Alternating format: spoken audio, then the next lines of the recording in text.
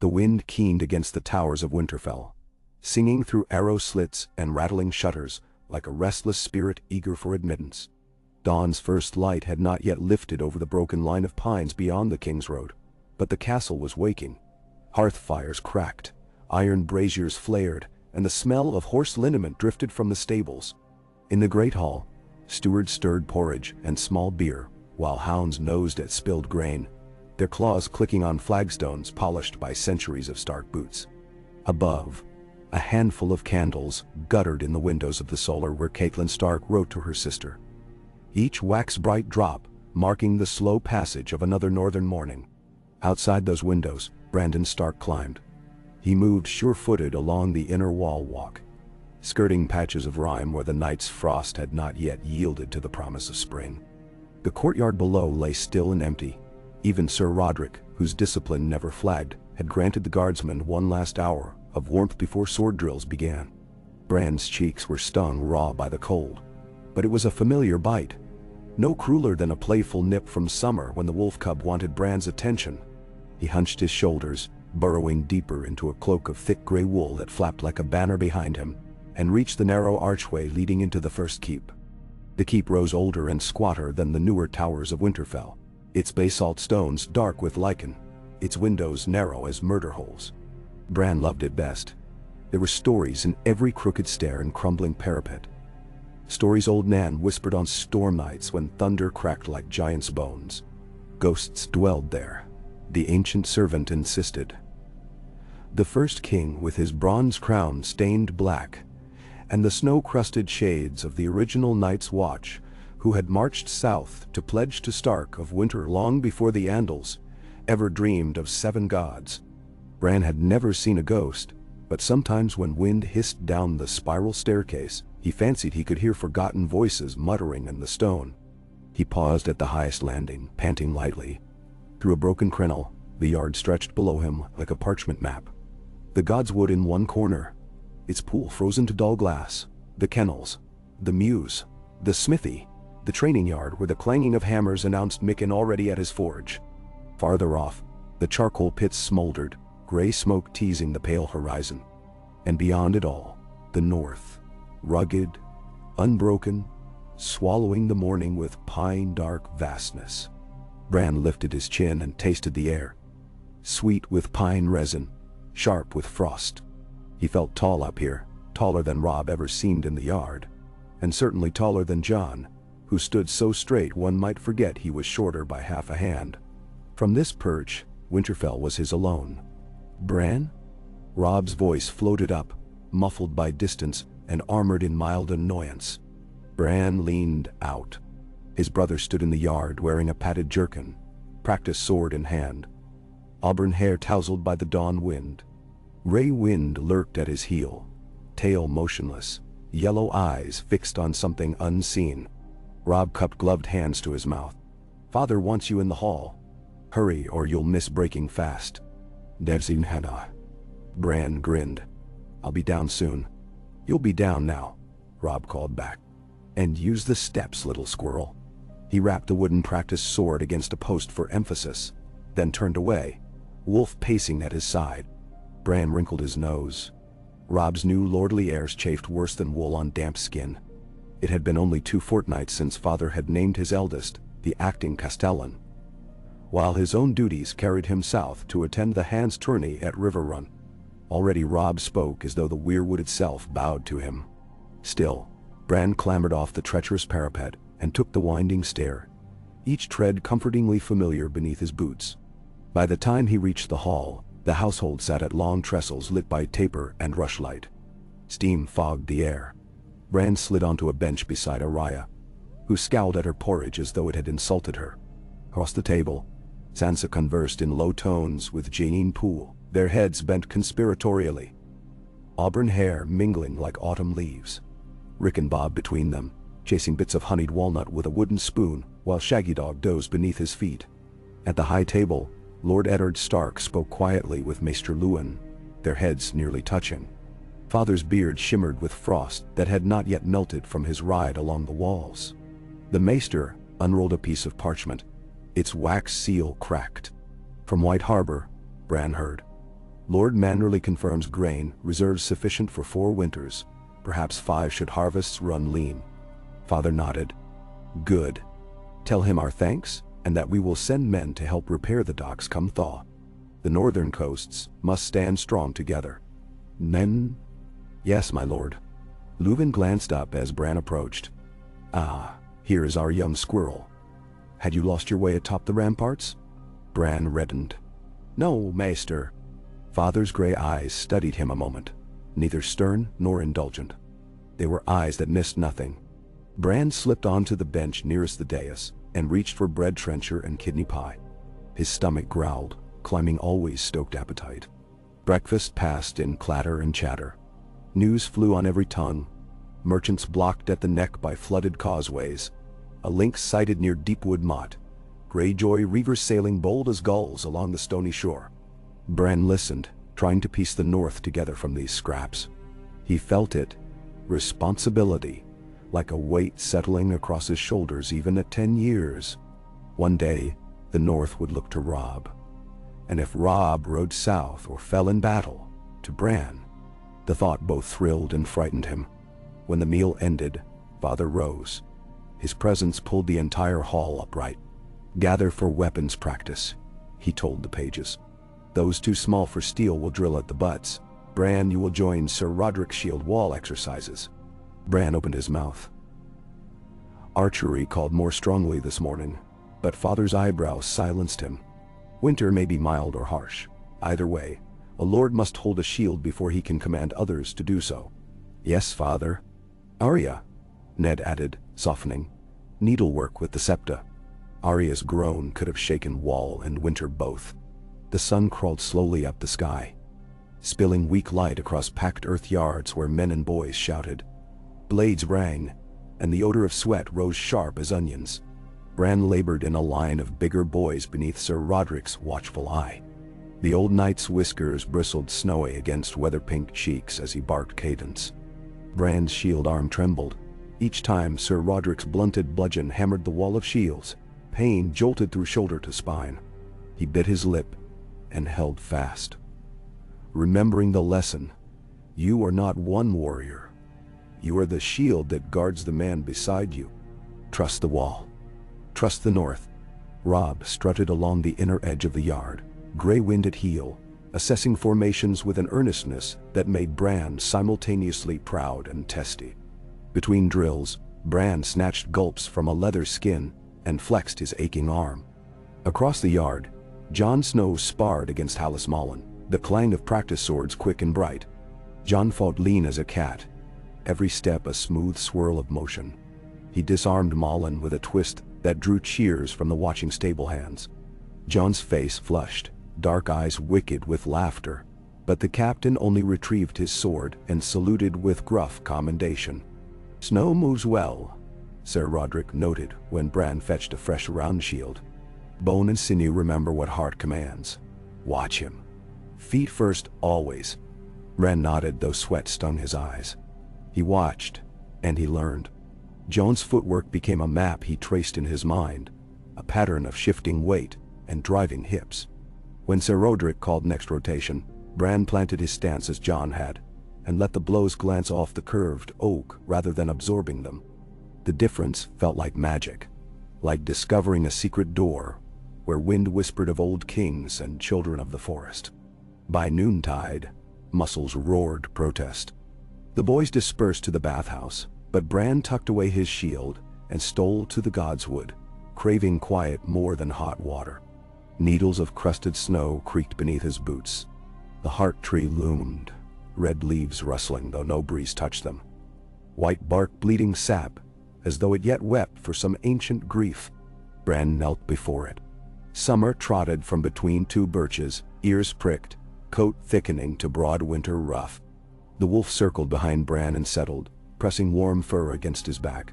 Bran closed his eyes and breathed.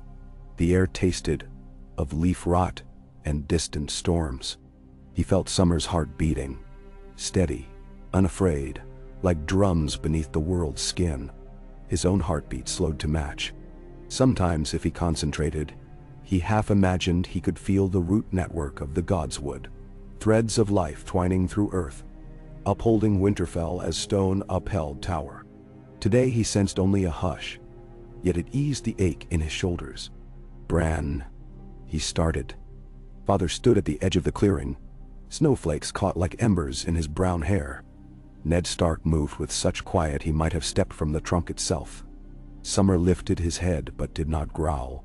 "I did not mean to frighten you," Ned said. He wore a hunting cloak lined with wolfskin. In his hands lay 2 bundled lengths of wood. It is a father's privilege to spy on his sons. Bran pushed to his feet. "I was thinking." "Of what?" "Responsibility, I suppose." He felt foolish saying it. But Ned nodded, grave, a heavy word for 10. He offered one of the bundles. Bran unwrapped it to reveal a short bow of golden heart and an ashwood quiver fletched with gray feathers. The bowstring was sinew, pale and strong. Bran's eyes widened. "For me?" "I had Micken shape it to your draw length," Ned said. "Your mother counseled me to wait till your next name day, but a lord's lessons should not linger. Bowcraft teaches patience, focus, and humility. The arrow that flies cannot be called back." Bran ran fingers along the polished curve. Speechless. The bow felt alive, humming with some quiet energy that belonged as much to Winterfell as to any flesh and blood wolf. "Come," Father said, leading him to a practice, butt set at the Godswood's edge. Summer trotted behind, tail waving. Ned fixed an arrow to the bowstring and guided Bran's stance. Elbow high, wrist flat, feet planted. Do not snatch the cord. Draw smooth. Breathe. Bran inhaled, feathers brushing his cheek, and released. The shaft leapt, whistled through cold air, and thunked into straw just off center. "Again," Father said. Arrow after arrow flew. Some missed, some struck. Bran's fingers blistered, shoulders burned anew. But each twang of the bowstring shaped something inside him. Resolve as taut and flexible as golden heart. Ned's silence proved more instructive than praise. When Bran finally sank to one knee, trembling, he felt not defeated but forged. Father took the bow, unstringing it. "Enough for today." Bran swallowed. "Thank you." Ned rested a hand on his head. "The North will need you, Bran. It needs each of us in our place, holding fast.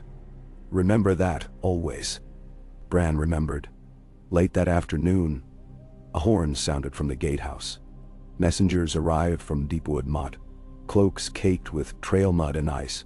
Bran watched from the battlements as men hurried the riders into the yard, horses lathered, breath ghosting. A hush rippled through the courtyard. Ravens erupted from their cote in a frenzy of black wings. Robb strode to meet the newcomers. Father joined him, cloak snapping.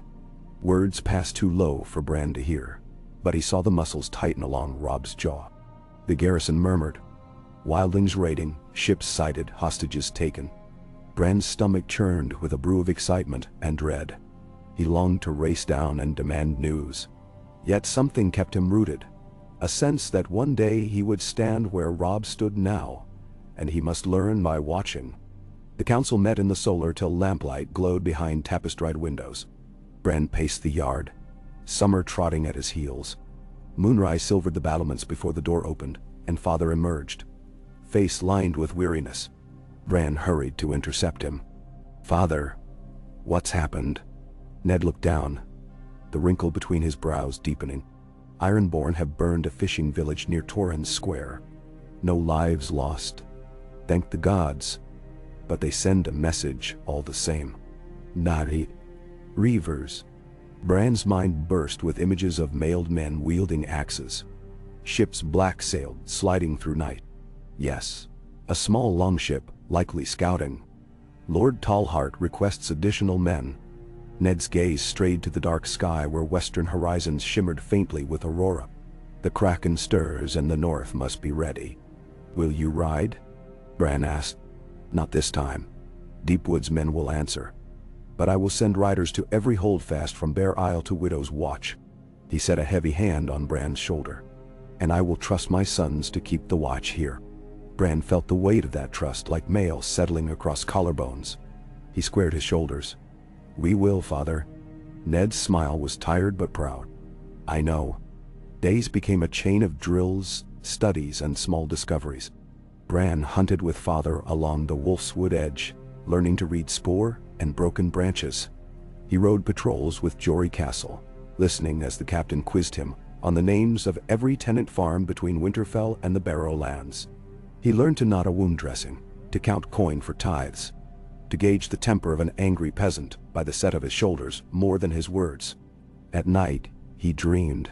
Sometimes he ran the rooftops as summer, paws silent upon slate, tasting the hot copper scent of rabbits in the kennels below. Other nights, he prowled the crypts where kings slept beneath stone direwolves, smelling dust, old bones, and the faint perfume of burning candles left by supplicants. Once he lapped water from the weirwood pool and felt cold ripple through whiskers that were not whiskers, but branches reaching through time itself. He never spoke of the dreams. To share them would be to fracture something fragile, like frost lace on a window pane. Instead, he carried them within. Secret talismans. Spring advanced hesitantly, and rumor arrived with every traveler. King Robert, once father's friend, spoke of a royal progress north come summer's height. In the Riverlands, Lannister gold pressed upon river lords whose grain stores dwindled. Across the narrow sea, dragons sparked in a sellsword, captain songs. But Winterfell felt steady as bedrock beneath Bran's boots, unchanged except for the scent of green things returning to the air. It was on a morning mottled with half-melting snow that Maester Luwin summoned Bran to the rookery. He found the maester wrestling a red-eyed raven into a wicker cage. Another from White Harbor, Luwin said, fastening the latch. Lord Manderly requests we send a representative to the spring fair, a display of northern unity after this winter of rumors. Your brother has duties here. Your father believes you are ready to travel in his stead. Damn. May. Bran's heart leapt. The last time he had ventured beyond Winterfell's walls for more than a hunt, he had been 6. Yes, you. Luwin's smile creased kindly. A lord must be seen as well as heard, and the Manderleys are wealthy allies. You will observe, listen, and report. I shall accompany you. Bran felt Summer's presence brush his mind, a ripple of curiosity. When do we leave? In 3 days. Enough time to assemble an escort. Luwin handed him a sealed letter. Your father outlines your instructions. Study them. Neshi-Sen-1. Bran broke the wax later in his chamber. Ned's handwriting swept firm and unadorned. Bran, you carry our house in your words and deeds. Speak little, listen much. Treat Lord Wyman as elder and friend. Watch how men bargain. Understand what each coin buys. Note the mood of the small folk. Their whispers foretell storms better than any maester's barometer. Above all, remember who you are. A Stark of Winterfell, sworn to protect the North. Let no feast or flattery dull that edge. I have faith in you. Your father. Bran traced the direwolf sigil stamped beneath the signature, until the wax warmed beneath his thumb. That night he dreamed again, standing in the God's Wood as snow fell upward into an unending sky. The heart tree's eyes turned, following him, and its mouth, red as fresh blood, opened as though to speak. Bran woke gasping, the taste of weirwood sap on his tongue. The party departed at dawn. Bran rode beside Maester Luwin, cloaked in gray with the Stark sigil embroidered small over his heart. 20 men-at-arms clanked behind, banners snapping above helms. The gray direwolf of Stark quartered with the white merman of Manderly on a sea-green field. Summer loped easily at the column's flank, shadow silent. The morning air smelled of thawing earth, a scent Bran associated with possibility. They passed through the Hunter's Gate and into the dense Wolf's Wood, where ravens croaked among black-barked pines. Snow lay in shrinking patches, revealing mossy earth studded with last year's pine cones. Holland, the kennel master, had warned of a great bear restless from hibernation, but none crossed their path. Instead, Bran listened to the march, creak of saddle leather, jingle of rings, distant call of geese winging north. On the second day, they reached a cluster of crofters' cottages tucked beside a frozen stream. Smoke drifted from sod chimneys, Children in patched wool halted play to stare wide-eyed at the banners. Bran dismounted, offering copper pennies to those bold enough to approach. A girl with flushed cheeks curtsied so low her ragged hem dipped in slush. Bran asked after her family's health, remembering his father's counsel. "See them." Lúthien watched, approval soft in his eyes. That night, they camped beneath the boughs of an ancient elm struck long ago by lightning. Its trunk hollow but still sprouting a crown of stubborn green. Flames flickered across wary faces, wolves howled far off. Bran lay wrapped in furs beside Summer, listening to men murmur of ironborn raids, of giants glimpsed beyond the wall, of King Robert's appetite for strong ale and stronger women. The night's story stitched the North together in ragged thread. Rage, laughter, sorrow. Until Bran slept, dreaming of waves pounding iron cliffs beneath a sky the color of cold steel. At White Harbor's gates, trumpets sounded. The city spread along the banks of the White Knife, towers gleaming like polished bone, banners flapping vibrant against morning haze. Fishermen hauled nets heavy with silver trout. Widows sold seaweed bread. Knights in bright enamels practiced tilts on the muddy field outside Lord Wyman's walls. The smell of sea salt and smoked eel mingled with perfumes drifting from merchant stalls. Bran's heart hammered with wonder.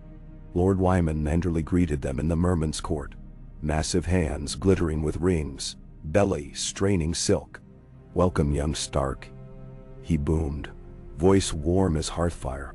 "We trust our humble harbor does not offend?" "Your harbor is a jewel of the North," Bran replied, bowing as Lúthien had coached. Wyman chuckled, chin quivering like custard, and led them to a feast where musicians played and dancers spun in sea-green silks. Bran sat at the high table between Lord Wyman's sons, Sirius Wylus and restless younger Wendell, absorbing talk of tariffs and trade.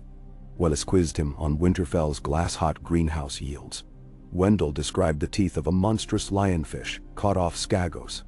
Bran answered, asked questions of his own, memorized names.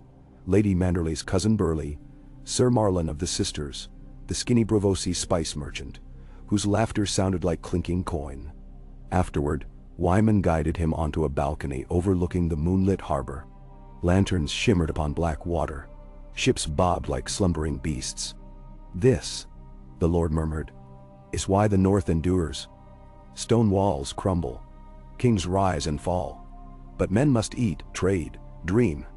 Keep the trade routes clear, and Winterfell's sons will rule 1,000 years." His pale eyes studied Bran. "Do you understand, my lord?" Bran thought of wide fields under endless sky, of ships knifing through fog, of crofter girls dipping ragged hems in slush. "I think I do." Wyman's smile deepened. "Good. One day soon you and my sons will guard this coast together." His gaze shifted to the distant breakwater where a black shape slipped across the waves, quick and silent. "But speak softly of krakens. Fear can sink a ship faster than holes in the hull." On the journey home, Bran considered every word. He wrote notes nightly beside the fire, quill scratching. Trade route priority, harbor repairs needed, morale in coastal villages, rumors of Ironborn mustering at Pike. Lúthien read the pages and grunted approval. "A maester's mind in a lord's body," he mused. "The best lords keep maesters close, but they do not depend on them to think." Bran felt pride bloom warm. Returning to Winterfell, he found change rippling beneath the familiar. Robb's voice carried sharper authority. Hallways rang with renewed patrol orders. The guards spoke of banners along the stony shore flying the black kraken of Balon Greyjoy. Father met Bran atop the battlements, eyes shadowed from long nights of reading reports. "You did well," Ned said, clasping Bran's forearm. "Lord Wyman writes that you bargain like a seasoned rattleshirt." Bran flushed. "He gave me a map of his fleet's routes, father, and he promised 3 ships to reinforce White Harbor's patrols if need arises." Ned's smile flickered, quickly gone. "They may be needed. Come, walk." They paced the battlements as dusk painted the sky in bruised violet. Below, torches winked to life. Above, a half-moon rose, pale as bone. Ned's cloak snapped in the high wind. "Word from the south grows dark. In King's Landing the Queen quarrels with the council over debts. Storm's End suffers plague.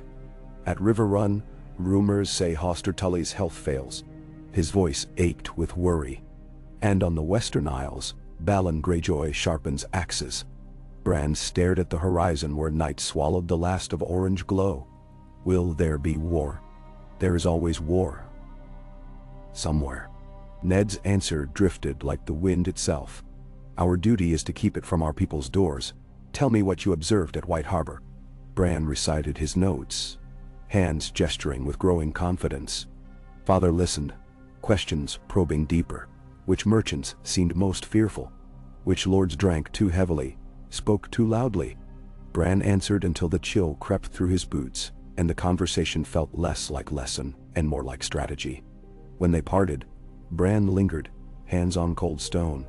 Summer emerged from shadow, bumping his hand, eyes reflecting starlight. Bran scratched behind the wolf's ears. One day, he whispered, "This will all be ours to guard." Summer leaned against him, a silent vow. Weeks passed. Ravens fluttered in and out, feathers littering tower steps. War rumors thickened like storm clouds. Theon Greyjoy strutted restless as a caged hawk, boasting how his father would never bend the knee to southern kings. Old Nan shook her head, lips pursed, muttering of krakens dragging castles beneath black waves. Arya borrowed Bran's new bow and struck apples from fence tops, until Septa Mordane screeched like a gull. Jon Snow prepared for his journey to Castle Black, eyes alight with purpose steeled by uncertainty. Robb oversaw the muster of 500 men to ride west and secure Torrhen Square. Winterfell thrummed like a great heart laboring before exertion.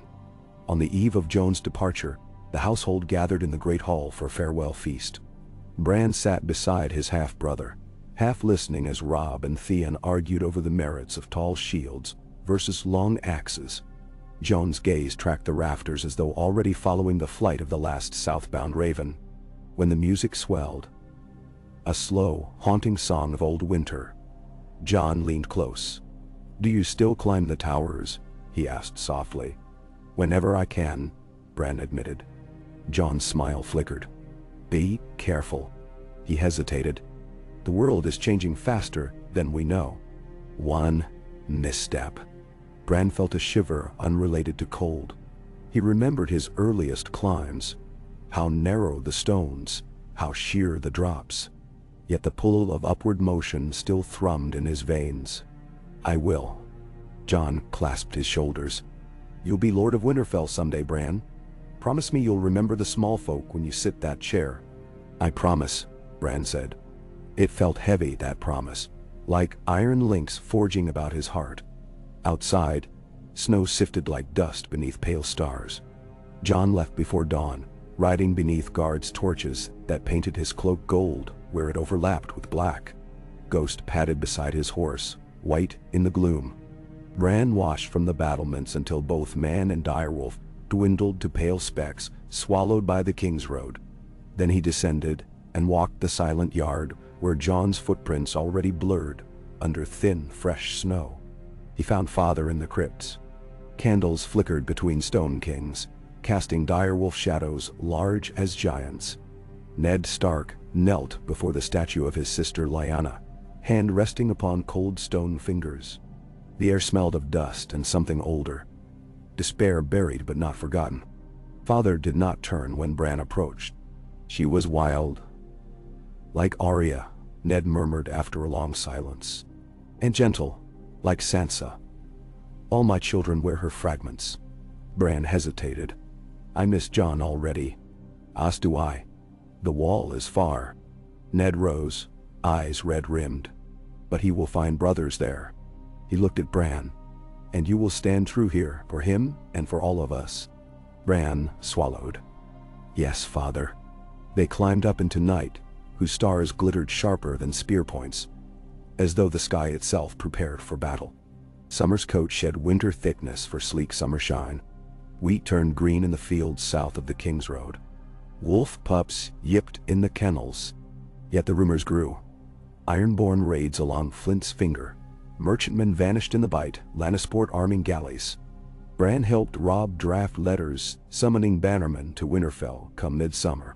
He watched Lord Karstark's sons ride through the gate with 26 retainers, heard Mage Mormont's gravel voice boom greeting, clapped palms with tall Greatjon Umber, whose roar rattled window panes.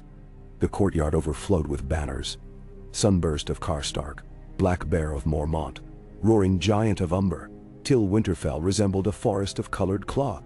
One night after the Feast of First Sowing, Robb called Bran to the solar. Lord Umber's laughter rumbled beyond the door, but inside only Robb and Father sat near a low fire. Ned's face looked carved from the same stone as the first keep.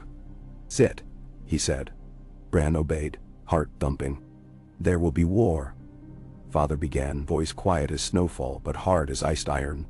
"Balon Greyjoy has declared for no crown but his own, and raids our coast under black sails. The Lannisters muster in the west. The crown absents itself, and the riverlands bleed. The north must stand." Bran's mouth dried. He thought he had been preparing but found his fingers trembling. "What must I do?" Robb leaned forward, blue eyes fierce. "Father rides south and west with the host to meet the Ironborn, and to remind the lions whose banners they threaten. I go with him." Bran stared. "But Robb, you will command the van," Robb finished. Despite fervor, Bran saw fear flicker behind the resolve. "I've trained for this all my life, as have you." Ned unclasped the heavy silver wolf brooch, pinning his cloak. He set it upon the table. "And while we ride," he said, "Winterfell must have a Stark. I name you Castellan in our absence, Brandon Stark, Lord in truth, if not yet in deed." Silence swallowed the fire's crackle. Bran felt the world tilt. "May?" His voice sounded distant. "But Maester Luwin, Ser Roderick, will advise you," Father said. "But they do not sit the chair in the Great Hall. A Stark must. You are 10, nearly 11, but age alone does not make a lord. Heart does." He pushed the brooch across the table. "Wear this when you hold court. Let the bannermen see the direwolf and know who guards these walls." Bran reached, hands shaking, and closed fingers around cool metal. Robb clasped Bran's shoulder. "You'll not be alone. We leave a garrison of 800, plus the Karstark detachment. Ser Roderick remains as master-at-arms. Greatjon leaves his nephew Harrion to reinforce. You'll have enough swords to fill the yard twice over." "You'll have enough swords to fill the yard twice over." Bran managed a nod. Father's gaze softened. "Do not try to be all things. Listen to wise counsel. But decide, Bran.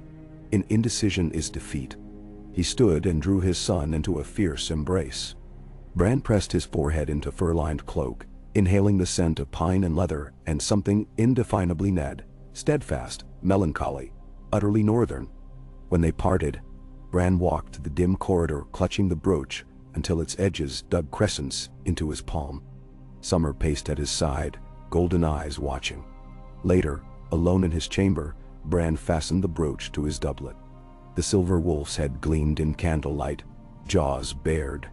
He studied his reflection in a small polished bronze mirror. The boy gazing back looked frightened yet resolute, as though fear itself dared not tarry long in Winterfell's cold halls. Bran whispered to the mirror, to Summer, to himself. "I am Stark of Winterfell." Summer's tail thumped approval. The host departed beneath banners snapping like thunder clouds. War horns echoed among the towers, and thousands of feet churned the King's Road to mud. Bran stood upon the battlements beside Maester Luwin, watching lines of men and horses stretch southward until distance swallowed them. Robb rode at Father's side, gray wind bounding ahead, joy and terror mingled on his face. Their departure left silence in its wake, a silence heavy with expectation. Bran turned to Luwin. "Summon the garrison captains. We begin patrol rotations at once." "You command, my lord." Luwin's bow held not condescension but silent respect. Bran descended to the yard where lanterns still swayed in wind rising from the east. He saw Winterfell anew, each tower, each wall, each archway, bearing not only memory but responsibility. If he listened closely, he thought he could feel the castle breathe through foundation stones, as though Winterfell itself recognized him now, accepted his weight upon its shoulders. He took that first step across the yard toward the great hall where petitions waited. A leaky granary roof, a shepherd's dispute, Karst hounds worrying Manderly geese. Small matters perhaps, yet empires rose from small stones. The hall doors loomed. Bran paused, pressing palm against rough wood worn smooth by generations of Stark hands. Summer nudged his thigh. Eyes steady.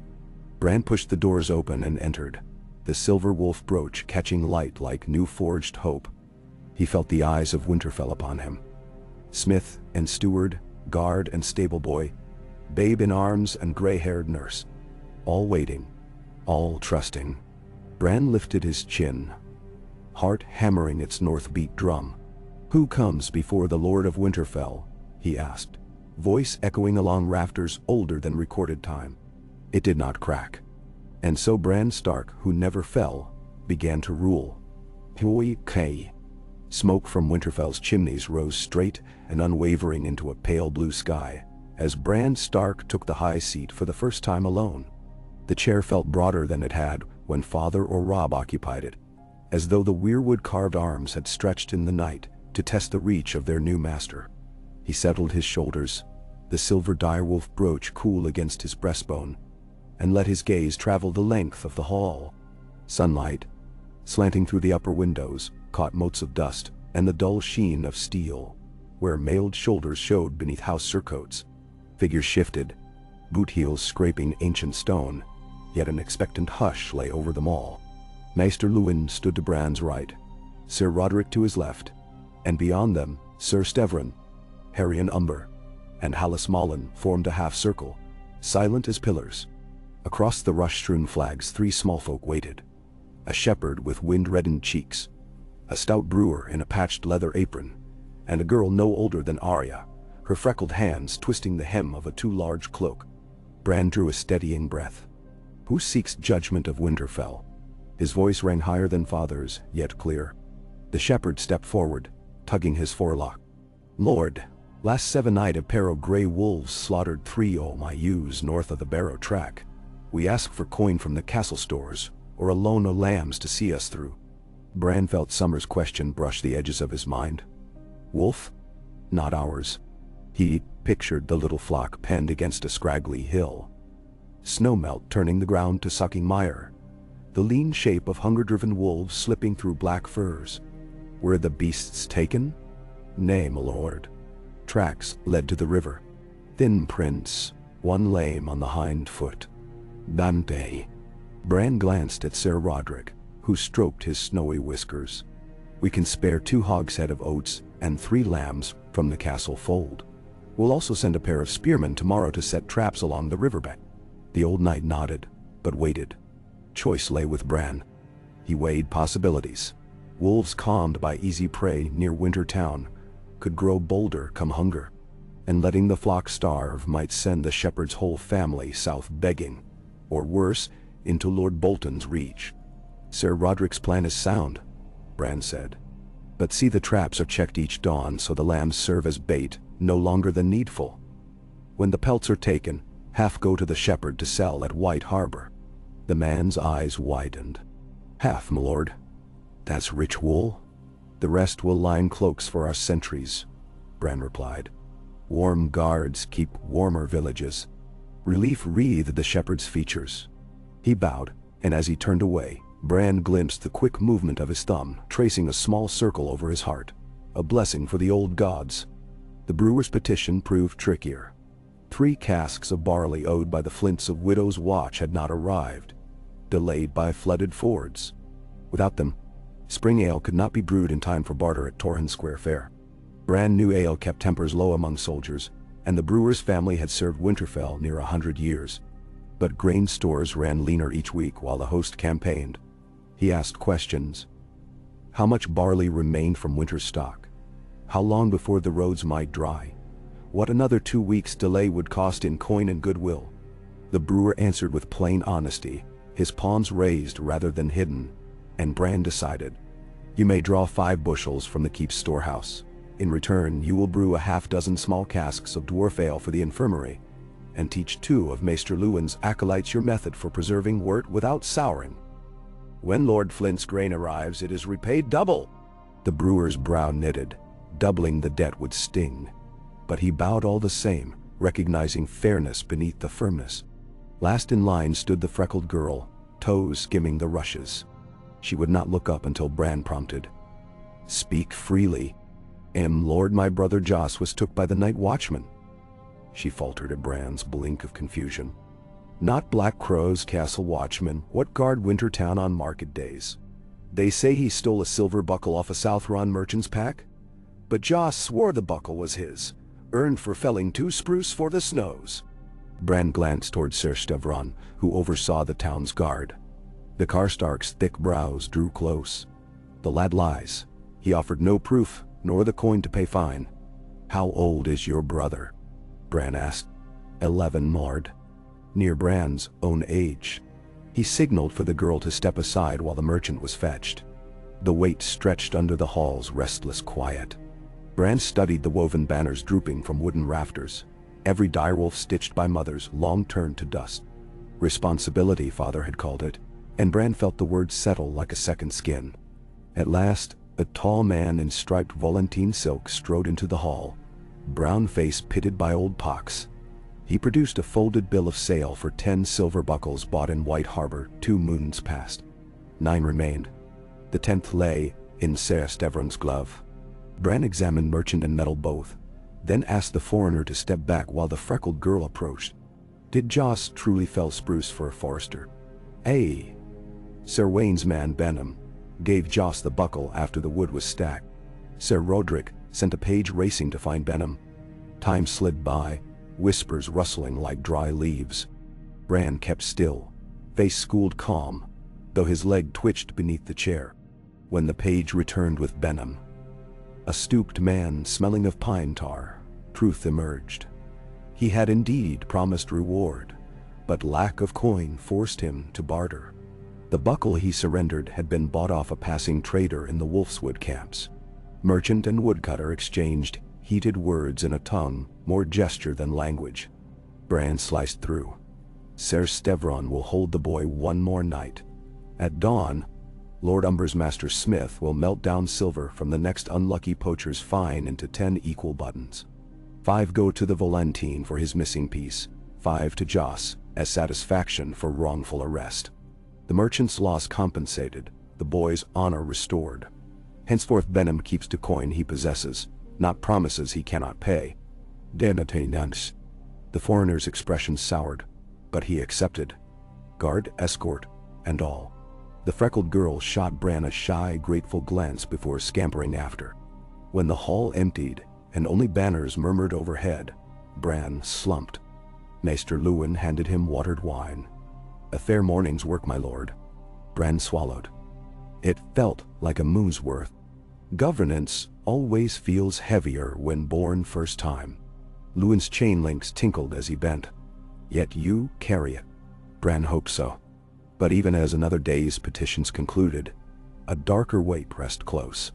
Word from the west, burned villages ashore the stony coast, another Greyjoy ship, sighted near Bear Isle, and Harwood Stout's patrol, overdue 3 days. He studied maps with Sir Roderick until candle stubs guttered, dispatching riders up the coast, ordering beacon fires tested each dusk. That night Bran climbed the first keep alone. The wind tasted of rain, and somewhere deep summer paced restless. From the broken crenel he saw Winterfell a patchwork of lanterns, walls scarred by centuries yet defiantly unbroken. He remembered scaling these heights as a smaller boy, chasing ravens for sport. Now every tower felt a sentinel under his command. A flicker of movement beyond the outer gate drew his eye. A lone figure, torch bobbing, rode hard from the King's Road. The guards hailed. The rider collapsed forward. Voices lifted, muffled by distance.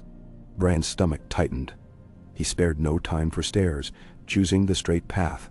Hands, feet, stones slick with spring dew.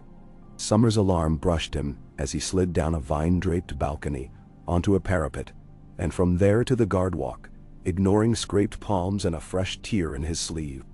By the time he reached the yard, Sir Roderick knelt over the rider's hunched form.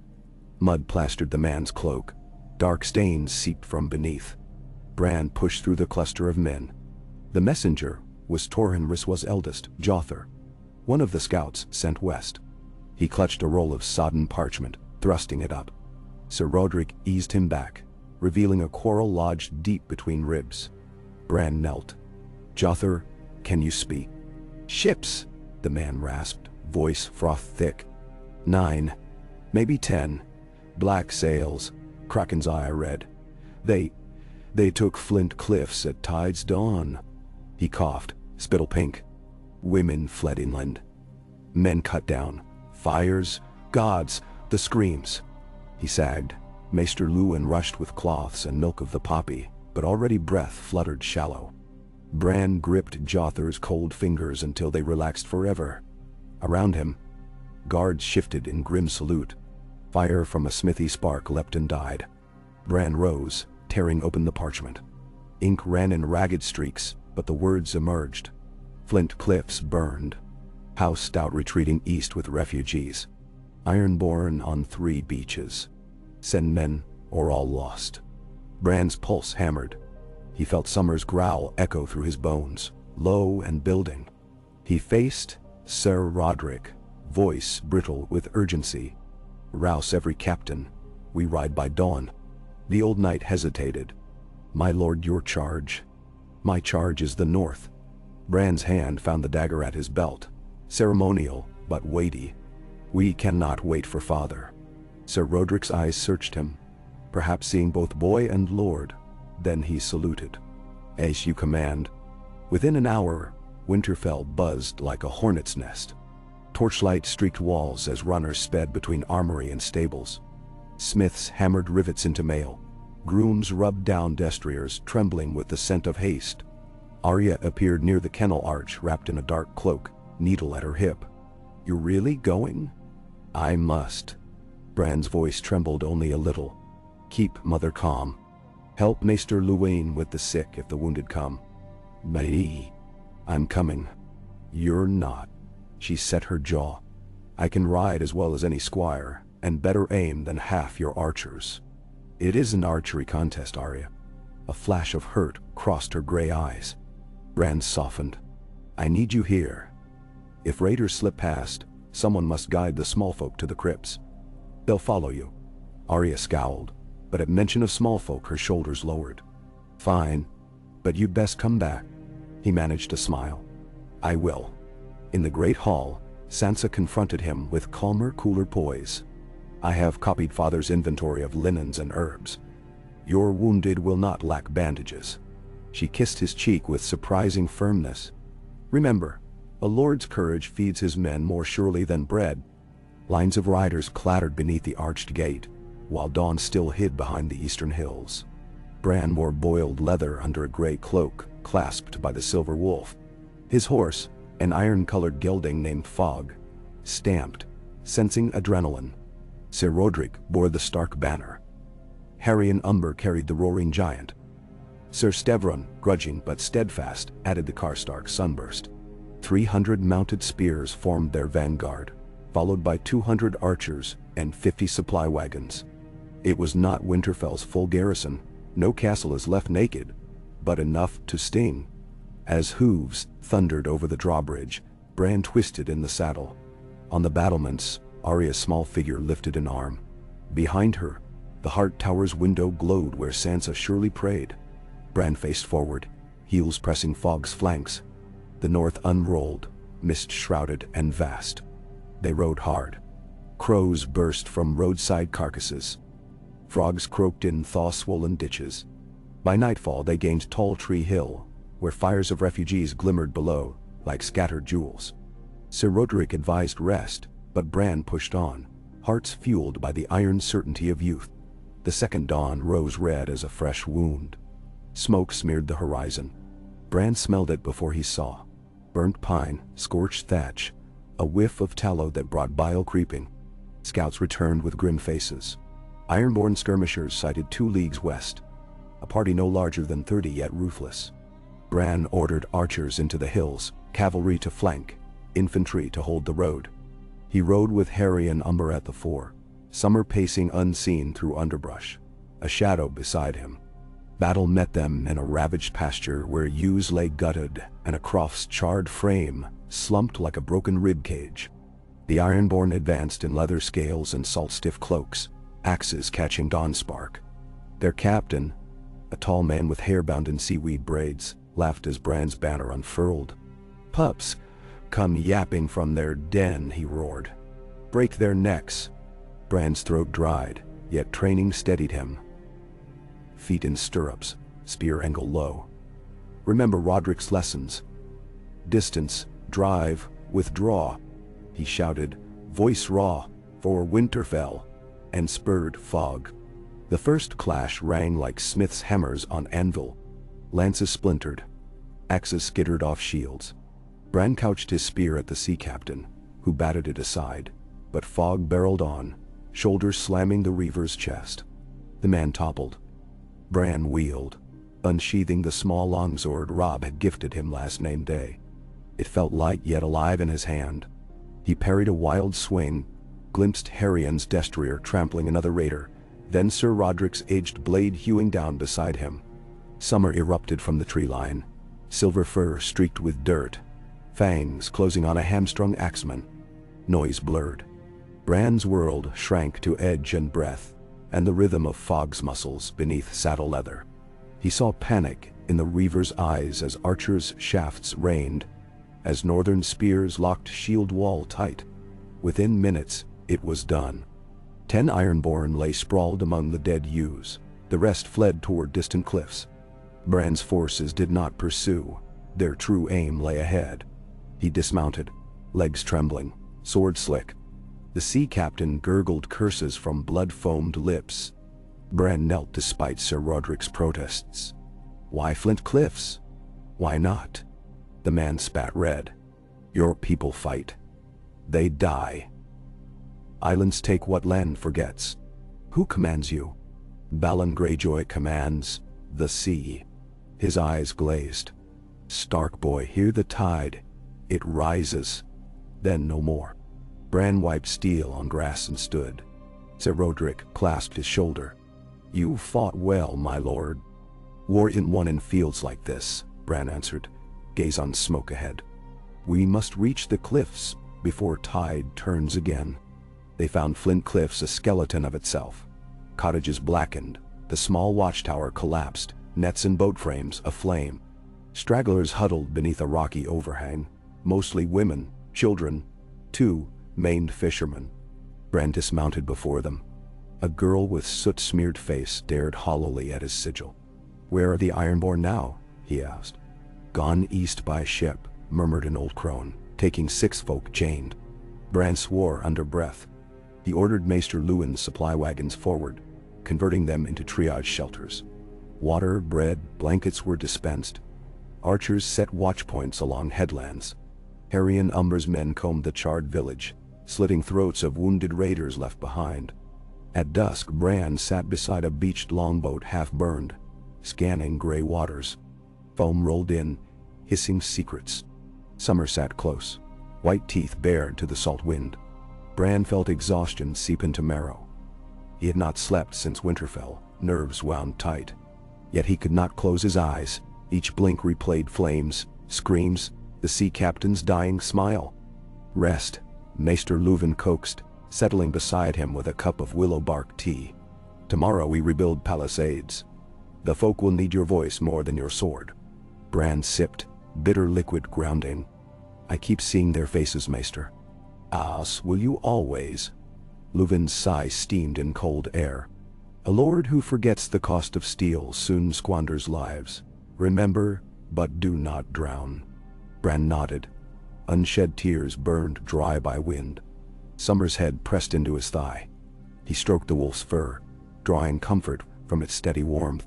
3 days they spent at Flint Cliffs, burying dead, treating burns, hammering new stakes along the bluff top.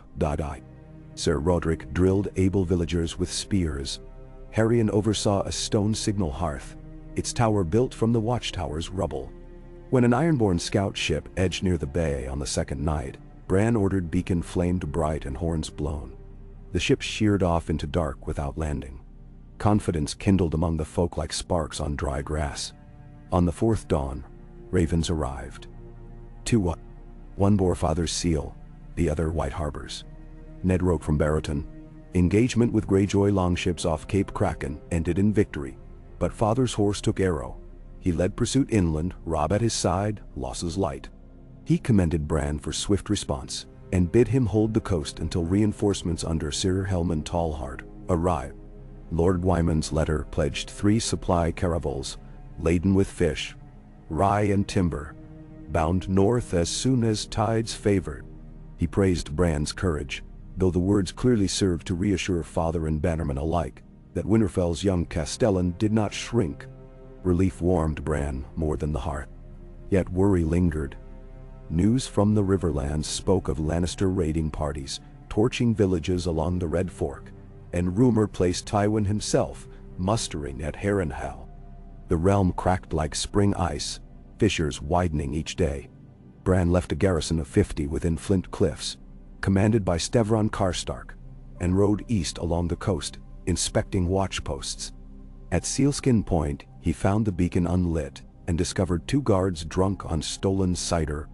He stripped them of cloaks, consigning them to haul stone alongside peasants until sobriety returned.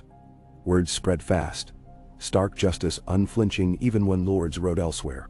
At Deep Cove he gathered reports of a strange ship, sighted off Skagos. Black hull but no Kraken sigil, sails red as fresh blood. No raids followed, yet fisherfolk whispered of pale lights flickering on deck at midnight. Bran filed the tale away. Father would want every detail. 10 days after leaving Winterfell, Bran turned inland for the long ride home. The air smelled of pine resin and thaw mud. Along Wolfteeth Ridge, they met refugees heading north, Riverlands folk fleeing before Lannister swords. Bran ordered wagons to carry the youngest and oldest, offering escort as far as Wintertown. When a weary Septon blessed him by the 7, Bran felt oddly chastened. In Winterfell's Godswood, the old gods watched. But beyond those weirwoods, other prayers held sway. They reached Winterfell beneath late afternoon drizzle. The gate swung open to reveal Arya drilling a dozen green boys with wooden spears. She halted at once, delight splitting her grime-streaked face. Bran dismounted and hugged her tight. "Your hair's longer," she said, eyeing the damp locks sticking to his brow. "Your face is dirtier." They laughed, tension draining at last. Sansa descended the steps with measured grace, but relief shone bright. She pressed a bundle into his hands. Parchment tied in blue ribbon. "Accounts for every bushel and arrow you sent." Bran squeezed her fingertips. "You've done well." In father's solar, Maester Luwin updated him. No new raids. Jon Snow's last raven spoke of rigorous training at Castle Black. The Queen's quarrels with the council grew public. Braavos demanded repayment of crown debt. Bran read until candles guttered, then slept without dreams for the first night in many. But peace lasted as long as morning dew. At first light Sir Roderick roused him. Ravens from the south. 2 letters. One sealed black, one crimson. Bran broke the black first. Father injured at the Battle of Ashfork Ford, arrow through thigh, fever high, brought to Barrow Hall for healing. Host victorious, but Robb leads Van Dieper west, while father recovers. The crimson bore Lord Walder Frey's snarled sigil. He offered his bridge at the Twins for safe passage of Stark forces, at a price. Formal betrothal of one Stark son to a Frey daughter, one Frey fostered at Winterfell, and trading rights exempt from northern tolls. Robb must answer within 10 days or be turned aside. Bran's heart pounded. Father could not ride. Robb campaigned in hostile territory. The Twins lay vital to reaching the Riverlands before Lannisters encircled Riverrun. Decision fell to Bran. He assembled council. Maester Luwin, Ser Roderick, Harrion Umber, Stevron Karstark, and, at Sansa's insistence, Lady Catelyn, who, though grieving and anxious, had kept shutters closed around her worry so as not to shake the children. She sat in the high-backed oaken chair, face pale but steady. Arguments roiled like storm tide. Karstark cursed Frey treachery.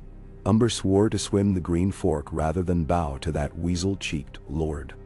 Lady Catelyn, knuckles white on armrest, reminded them Robb needed the bridge within a fortnight, else risk Lannister pincers. Bran listened, felt sweat bead behind knees. Finally he spoke. voice not loud but cutting through bluster. "Lord Frey will have his answer. I will ride south tomorrow." Silence thundered heavier than roaring voices. "Ride?" Lady Catelyn breathed. "Bran, you cannot." "I can and must." "Father injured." Robb engaged. "I am Castellan, but a lord's word carries weight only delivered in person.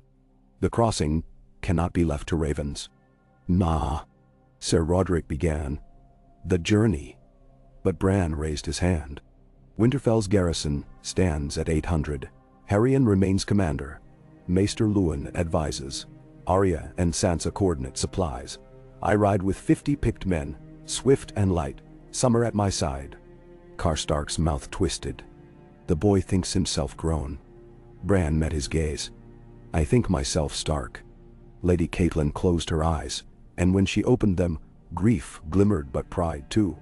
"You have your father's will." She turned to Sir Roderick. "See him provisioned." Bran slept little that night, packing scroll tubes, sharpening sword, saying quiet goodbyes. Sansa hugged him longer than before, whispering, "Speak softly at the twins." Lord Frey enjoys flattery more than truth. Arya gifted him a whetstone, for when fancy castle knives dull, her voice gruff with unshed tears. Even Rickon, hauled from bed, blinked solemnly, and pressed a wooden direwolf into Bran's palm. Morning cloaked itself in pale mist.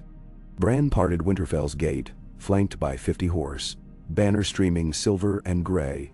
As hoofbeats faded, he felt fear gnaw and steeled himself with memory. Stray wolves, burning villages, a dying man's warning.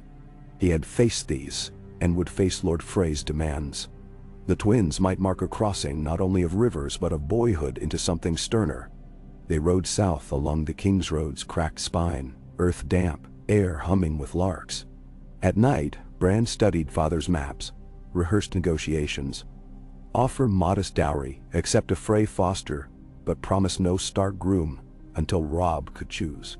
Luwin had drafted sweeteners, grain shipments, the right to pasture Frey herds in Barrowland's winter pens.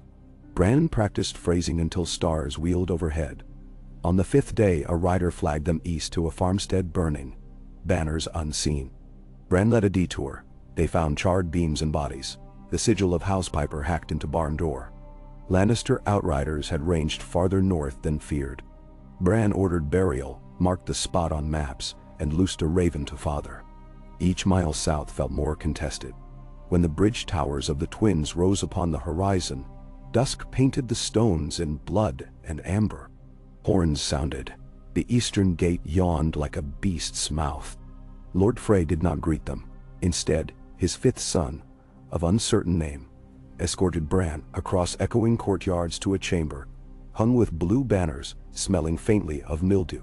There Walder Frey waited, propped on cushions, face shriveled like last year's apple, a younger wife beside him nursing an infant. His eyes, sharp as pins, took in Bran's size, the silver wolf, the dirt on his boots. "So Robb Stark sends his babe brother to bargain ransom," he croaked. "Has he no man grown enough to tie his laces?" Bran bowed. "Lord Robb sends a Stark, bred in Winterfell's chill, seasoned by Kraken axes." "A seasoned babe then," Frey sniffed. "Well, speak your pretty offers."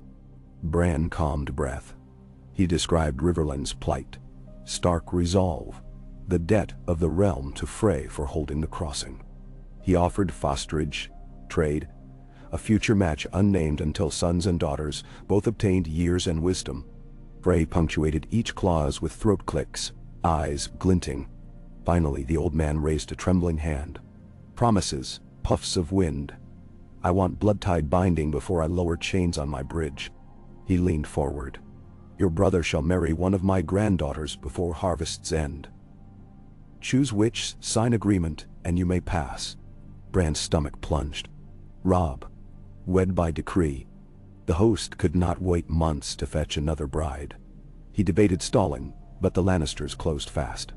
He thought of father's fevered wound, of Riverlanders huddled in burned barns praying for aid. He spoke the words without fully tasting them. "Robb Stark will honor such commitment if Lord Walder grants immediate passage and swears men to our cause." The old lord's grin stretched thin. I am sworn to crown, not wolf. The crown is absent, Bran replied. The riverlands bleed. The north stands by its allies. He took a breath. Let the hall's torches flicker across his features. Stand with us, Lord Frey, and the songs will call you Shield of Rivers. Walder Frey's gaze lingered, measuring ambition heavier than gold. At length he spat into a goblet. Songs feed no bellies. Still, perhaps. He signaled a servant. Scrolls were brought, wax melted. Bran signed for Robb, sealing with the silver direwolf ring father had loaned him. Frey signed with shaky flourish. Chains rattled. The drawspan lowered. Bran rode out beneath the twins' shadow, heart hammering. He had traded his brother's freedom, perhaps his happiness, for war's necessity. Yet there was no time for regret. He galloped west to relay terms, summer streaking ahead across moonlit fields. Robb would decide whether cost proved bearable. Bran only prayed his brother might forgive. At Barrow Hall, father lay feverish but alive. His eyes opened as Bran entered, gray pools deep with both pain and pride. Bran knelt, recounting all. Flint cliffs, bridge-packed, rumors of red-sailed ship. Ned listened, lines creasing at mention of Frey bargain. You did what you must, he murmured. A ruler chooses between worse and worst. He drew Bran's hand to his brow.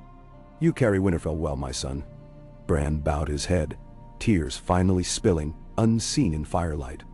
Outside, the clamor of mustering men rumbled.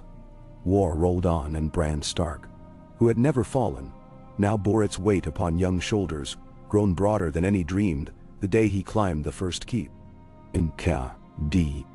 The torchlight of Barrow Hall painted trembling patterns on the plaster walls, flickering across spears stacked in orderly racks, and the carved oak beams that groaned under the night wind.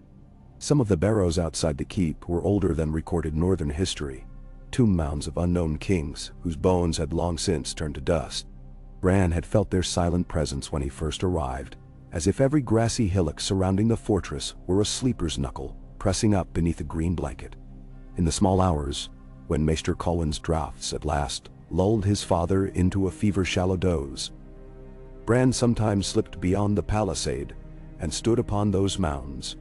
The earth there was spongy with spring thaw, smelling of sodden grass and lichened stone. Summer would pad at his heel, yellow eyes catching moonshine. If Bran knelt and placed both palms flat, he half imagined a pulse in the soil, some ancient heartbeat keeping time with his own. Yet now, there was no chance for midnight wandering. Ned Stark's temperature had risen again, and the maester fretted openly that the wound in the thigh wept too much milky pus. A second arrow splinter, missed in the field dressing, had worked itself deeper between the muscle cords. At dawn, Bran stood beside the sickbed, watching Colwyn's arthritic fingers probe for wood, while Catelina Tallheart and Lady Catelyn boiled linen strips in vinegar. Ned clenched his jaw, refusing Poppy until the splinter was out, but sweat glazed his brow, and more than once his breath hissed between his teeth. Daron wrote of pus like this after the Three Sisters campaign, Colwyn muttered. He lanced the cavity thrice ere it cleared. God's grant I need not do the same. Bran raised the candle to better light the maester's work. He tried to keep his face unreadable, yet the smell of rot stirred nausea. His father's eyes opened once, gray pupils swimming, and Ned managed a quiet reassurance. Only a test, Bran. We do not yield.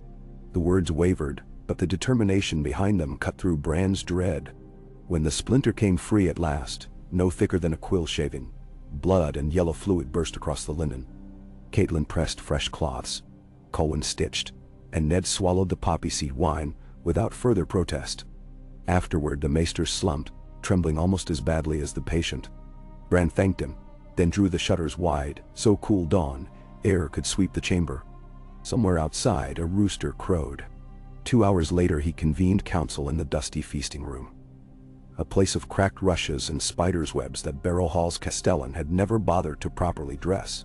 Harry and Umber sprawled on a creaking bench, gnawing dried beef. Sir Roderick combed white whiskers with his fingers. Lady Barbary Dustin, whose holdings lay only a day's ride northwest, lounged near the hearth in wolf fur mantle, one boot propped on the fender. She had arrived unbidden with a dozen riders, to see how the last of the wolf's blood fared. Her dark eyes tracked Bran like a cat watching a bird, equal parts hunger and amusement.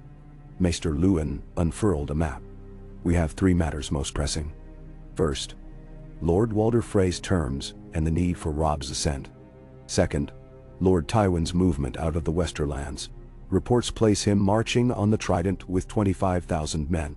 Third, the Prince of Dragonstone's ravens promising Southern alliance, though what coin he means to pay remains vague. One, Dragonstone's prince can piss in the sea, Harry rumbled. We've krakens at our coasts and lions in our river valleys. Give me a battlefield, not parchment courtesies. Sir Roderick tapped the map.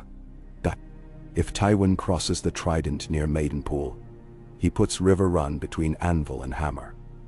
Lord Tully needs reinforcement before the siege lines close. The old knight's eyes slid toward Bran. Your brother drives the van west of the Red Fork, but he is days from Harrenhal and farther still from the Fork. We must know Robb's path before Lord Frey's bridge bargain becomes a noose about his neck. Bran had already penned 2 ravens, one to Robb, one to the Lord of the Crossing, recounting father's condition and urging haste in sealing the oath. But ravens flew faster than armies rode, and the road between Barrow Hall and the Twins wound through flooded glens where hoofprints filled with brown water in minutes. He suspected his messages might be caught in some Wayhouse fletching yard even now. Wings spread to dry beneath a sodden roof. He looked to Lady Dustin. Your husband fell alongside my uncle Brandon, he began cautiously. Would you lend swift riders to bear letters down the Greenway? They might reach Robb 2 days sooner than ravens in this weather. Her smile creased like a knife cut. You court my favor at last, young wool. 2 riders then. But they return with answers. Else I keep them. Lapstansty. I will send twice the reply they carry, Bran said, matching her stare until she inclined her head, acknowledging bargain struck. When council ended, he walked the parapet with Sir Roderick. Clouds tumbled overhead, restless as banners in a gale. Below, Barrow Hall's yard bustled. Farriers fitted horses, armorers hammered rivets, and peat smoke curled from the smithy. Yet there was hunger in the faces. Lines etched by sleepless nights and rumor. Bran felt his own weariness weighting every limb. 2 moons had passed since he first left Winterfell. He counted 4 small skirmishes, 1 formal parley, and unnumbered dead. Each loss pressed heavier. Sir Roderick stopped him near the crenellations. You did well with Lady Barbary, he said quietly. But mind that one. She plays Sivas while others toss dice. I know, Bran answered. Yet, I need every piece. He stared south, where the Barrow Downs rolled away beneath mist. Sometimes I wonder if I'll see the Hearth Hall again, or hear the hot springs roar beneath our walls. Sir Roderick's hand fell upon his shoulder, gnarled, steady. You will. We Starks are built of Winterstone. Wars pass. Winterfell endures. That night, Bran dreamt amid the barrows. In dream, his hands were roots, his hair long fronds of moss. He felt the wind pass through his ribcage where a hollow yawned, and in that hollow burned a red flame like the heart tree's sap. Voices drifted, wind-worn, sorrowful. Remember us, they sighed. Remember the kings beneath the bog. When he woke before dawn, summer lay across his feet, ears twitching. Bran stroked the direwolf's ruff, murmuring half-forgotten prayer to the old gods. 3 days later, Lord Roose Bolton arrived, banners snapping pale field and flayed man. He rode with only 200 men, but twice that number of leeches in a silver-bound chest. So rumor went. When Roose dismounted in the yard, his eyes, pale, swept the fortress as if searching for cracks. Bran met him at the steps, cloak whipping in the stiff wind. They exchanged bare courtesies. The leeches became real as Bolton pressed a small flask into Maester Colwyn's hand. Blood of the leech steeped in vinegar. Slow the rot, he murmured, voice soft as falling ash. Catelyn thanked him. Bran studied the man, seeing calculation flicker behind the icicle gaze. Over supper Roose spoke little, nibbling pickled eel with delicate fingers. Harry and Umber taunted him about riding light. afraid your own folk would miss their skins, dreadfort lord." But Roose only smiled thinly. Later, in the Solar, he requested private audience with Bran.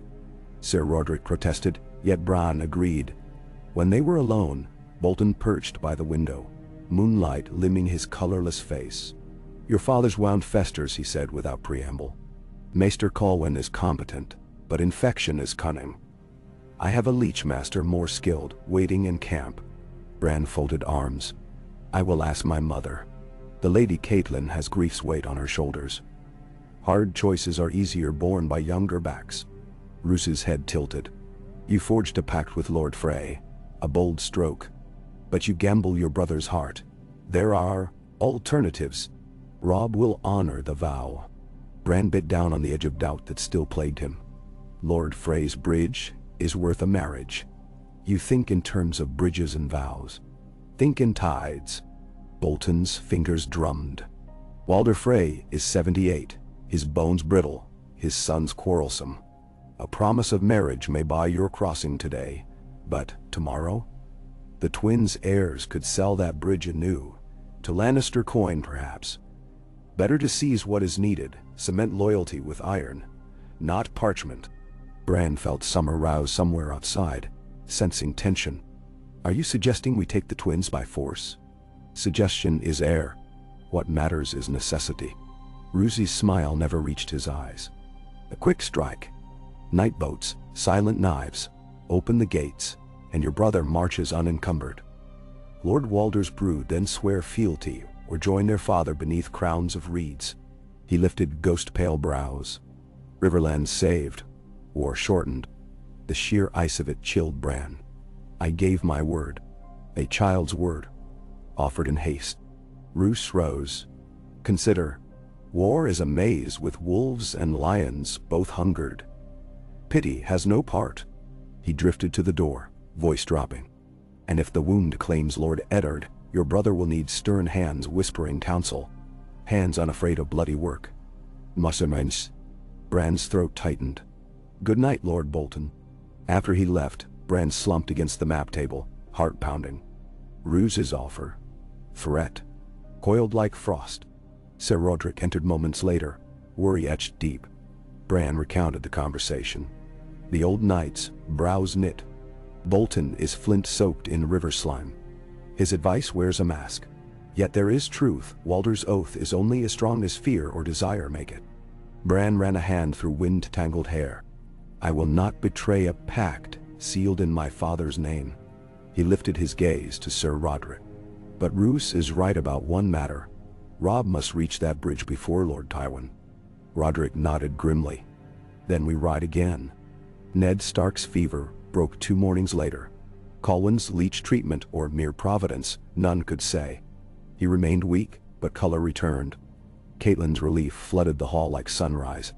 Bran sat with his father as birdsong drifted through shutters. Ned listened to Bran's recounting of Bolton's overtures and Harry's scorn. When Bran finished, his father's eyes, still clouded with exhaustion yet steady, lingered on the ceiling beams. "Roose reminds me of the quiet wolf in grandfather's tales," Ned spoke at last. "Silent until the bite." He turned to Bran. "You did well to hold your ground. Honor may weigh heavy, but dishonor often weighs more." Bran felt tension loosen. "Rest, father. I'll prepare to ride." "Not yet." Ned's grip on Bran's wrist was cool but firm. "One last lesson before you leave me to healing. The Frey bargain may be costly, but you bought a path for our host. Cost means little if their coffers buy nothing." His eyes sharpened. "Whatever counsel you hear. Bolton's umbers, even mine one day. Balance it against this. Will it let our people sleep safe? If so, bear it. If not, cast it aside, no matter the silver on its tongue." Bran swallowed. "I will remember." That afternoon Bran led his small column southward once more. Lady Barbary's 2 riders well ahead with sealed letters. Summer trotted at his knee. They skirted the boggy water meadows of the Barrowlands, crossed the shivering brook at a ford where willows dipped green tresses in sluggish current, then angled west to avoid a reported Lannister patrol. Twice they passed torched holdings. smoke still clinging to charred beams. Once they aided wounded Mallister outriders, whose captain spoke of Gregor Clegine's brutality on the Tumblestone. Each grim sight hardened resolve. At dusk on the 5th day, they reached Robb's encampment. A sprawl of tents, wagons, cook fires and horse lines, straddling the high road south of Old Stones. Grey winds howl announced Bran's arrival before a sentry hailed. Robb emerged from his command pavilion, armor half unlaced, auburn curls damp with sweat, his grin wide and weary. The brothers clasped forearms, held tight. "I feared for father," Robb said once they shut the pavilion flaps. "Your raven said fever." Then silence. "He mends," Bran assured, though he did not soften details. Robb's shoulders sagged with relief. Grey wind nosed Bran's hand, then butted Summer's flank in rough greeting. Across the tent, Catelyn's brother, Edmure, studied maps. Great John Umber guzzled ale, and the Blackfish, his hair more raven than silver in torchglow, watched Bran with amused eyes. When Bran produced Walder Frey's scroll, Robb's mirth faded. He paced while rereading terms. Marriage bound before harvest. He thumbed seal wax. A cage of Frey daughters to choose from. "I promised on your behalf," Bran said softly. "I judged delay would cost more blood." Robb halted. "You judged rightly." He exhaled, jaw tightening. "I will wed the girl, and gladly, if it brings us through. Lady of the Crossing or milkmaid of Fairmarket, what does it matter? The North needs this bridge." Greyjohn belched. "That's the wolf talk." But Edmure fretted. "Frey alliances fragile, possible insult to Riverland houses, stark blood vying with ambitions." Robb cut through the tangle. "I will honor the vow. Send word north." While raven quills scratched, Bran briefed Robb on Bolton's suggestion. The tent chilled. The Blackfish spat curse. Greyjohn slammed fist to table. Robb's eyes hardened. "No knives in the night," he declared. "We fight with sun at our backs." Yet Bran noticed how Roose Bolton, seated silent near the entrance, watched reactions, collecting them like cards in some secret game. At dawn, Robb marched east toward the twins, 20,000 strong. Bran rode beside him for 3 days as the host rolled through flowering meadows where war's boot had not yet stamped. They spoke of Winterfell's hearths, of Arya's unruly temper, of Rickon's newest wolf pup. Shaggydog had sired with a she-wolf from the woods. Robb listened to Bran's account of battle at Flint Cliffs and clapped him on the back.